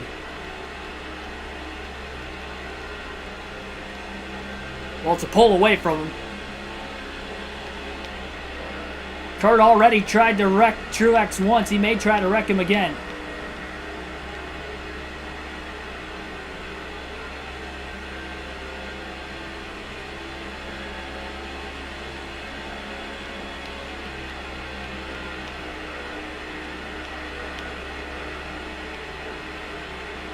Five laps to go this time by.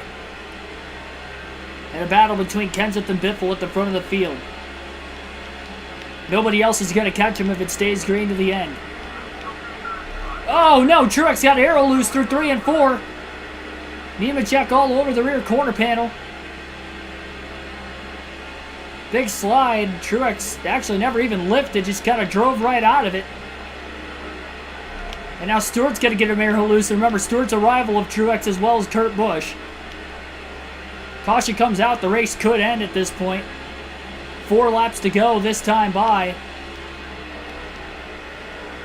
Truex going to go up the track a little bit through 3 and 4. Stewart and Kurt Busch side by side. Truex gets loose off turn 4. Hangs onto his car right in front of Kurt Busch. I'm a little scared right now, I'm not going to lie. Good thing we're not racing for anything. Through 1 and 2. Truex survives another corner with 2 of his rivals right behind him.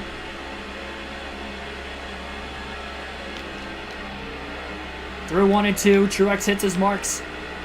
Newman to the inside of Kurt Busch. 3 laps to go at the front of the field. Will the race end under caution, or will they get to the white flag to signify that the next flag will end the race? Oh, Truex overdrives turn 1. Luckily, when he slid wide, he was clear of the 12 of Newman, and here comes Stewart down low. Truex trying to keep him behind him. Stewart is a rival. And into turns 3 and 4, Truex holds on. Didn't get aero loose that time. 2 laps to go for Matt Kenseth at the front of the field. Biffle all over his back bumper right now. Truex holding the rest of the pack up behind him.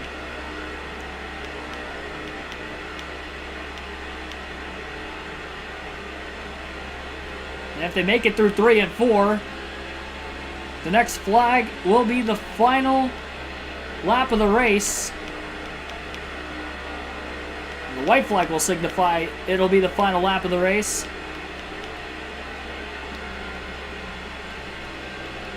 This is it. Biffle looks low underneath Kenseth through 1 and 2. Will he get there? Kenseth left just a little bit of the bottom open. Biffle looks low on the back straightaway. He might have a shot in the final corner. Maybe door-to-door through 3 and 4. No, not quite. Kenseth shuts the door in the middle of the corner. Biffle gets tight off the exit. Checkered flag is going to wave.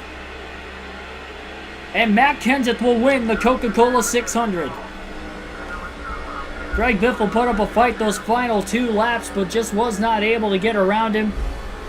And a 1-2 finish for Roush Fenway today, as Greg Biffle came up just shy of winning his 2nd Crown Jewel race of the year. But how about Roush Fenway winning the first 3 Crown Jewel events of the year with 3 different drivers? Biffle winning the Daytona 500, the Southern 500 went to Kurt Busch, and now Matt Kenseth wins the Coke 600.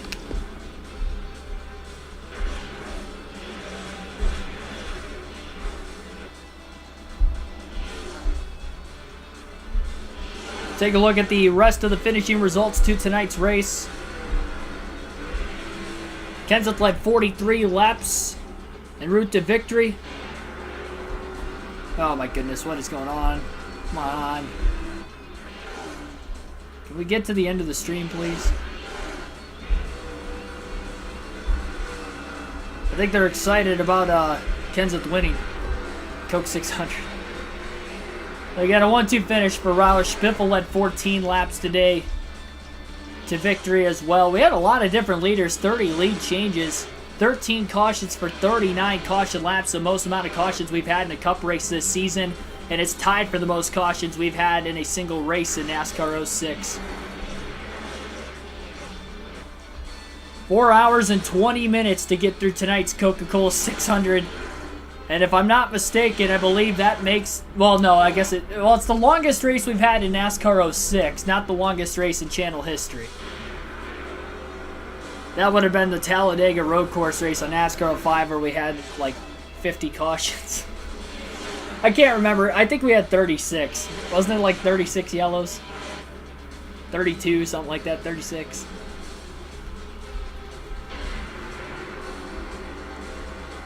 That was when we only ran 1 green flag lap the entire race because the AI kept wrecking every lap.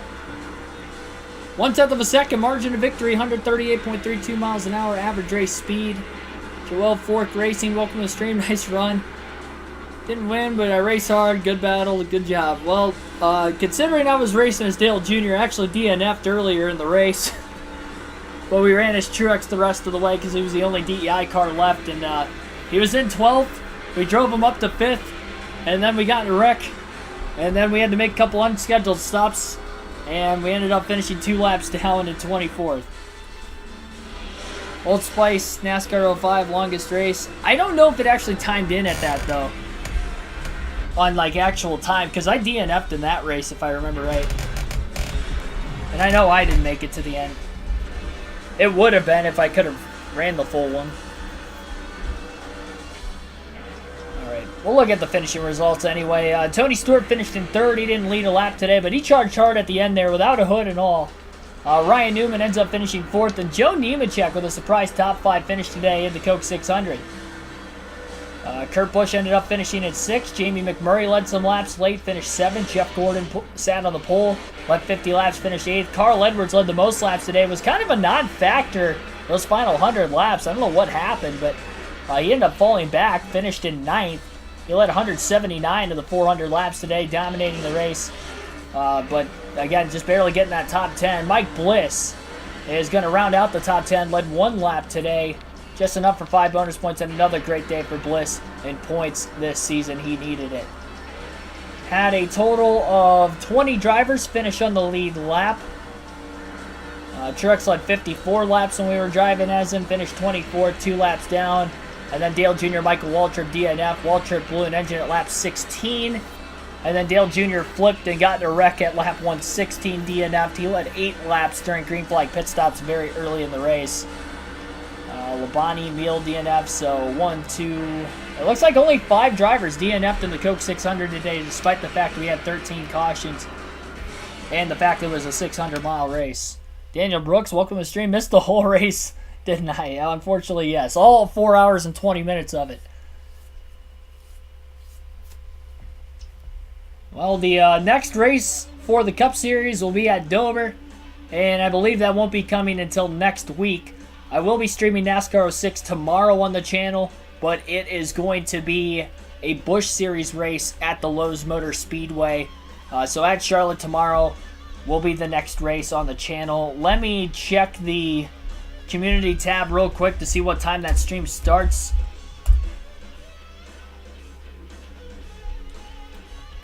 I think it's 7:30, but I want to make sure. See, that's why I wanted to make sure. 8 p.m. tomorrow night. 8 p.m. Eastern Standard Time will be the next NASCAR 06 and next live stream on the channel. It'll be our Charlotte Busch Series race. Can't wait. Hopefully we have a better run than what we had in the Cup race tonight. Again, this is a very difficult racetrack to drive. I knew it was going to be coming in. And unfortunately, I did not survive 600 miles. But hopefully I can survive 300 miles at tomorrow night's Busch Series race. Because Dale Jr., again, he's 12th in points there. And that's a season-long points format. He was down 369, but had a max points day in the last race at Richmond.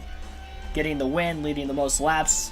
Now he's just over 300 points back. So slowly trying to get his way through.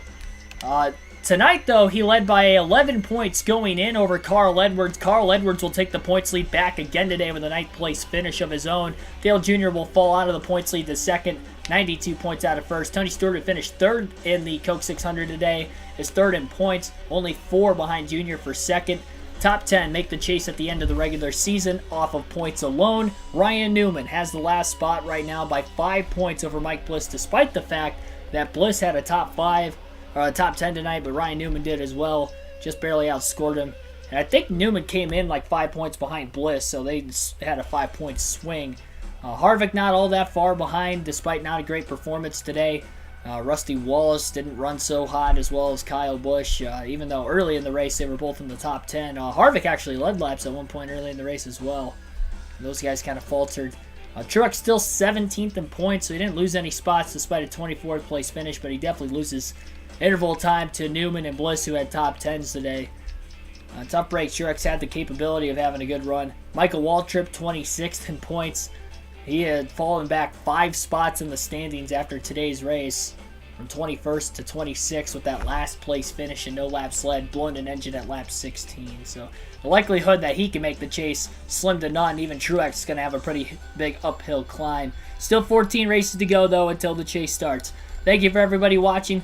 Like and subscribe for more daily NASCAR content. See you guys tomorrow night at 8 p.m. Eastern Standard Time, NASCAR 6 Busch Series race.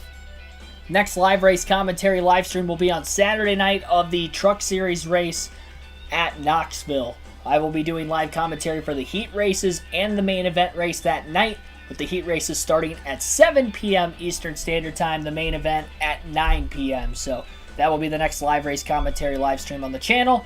Without the Cup Series running this week, I will definitely be giving you guys the Truck Series commentary. Thank you, everybody, for supporting me day in and day out as always. See you guys tomorrow night. Have a good rest of your Thursday night.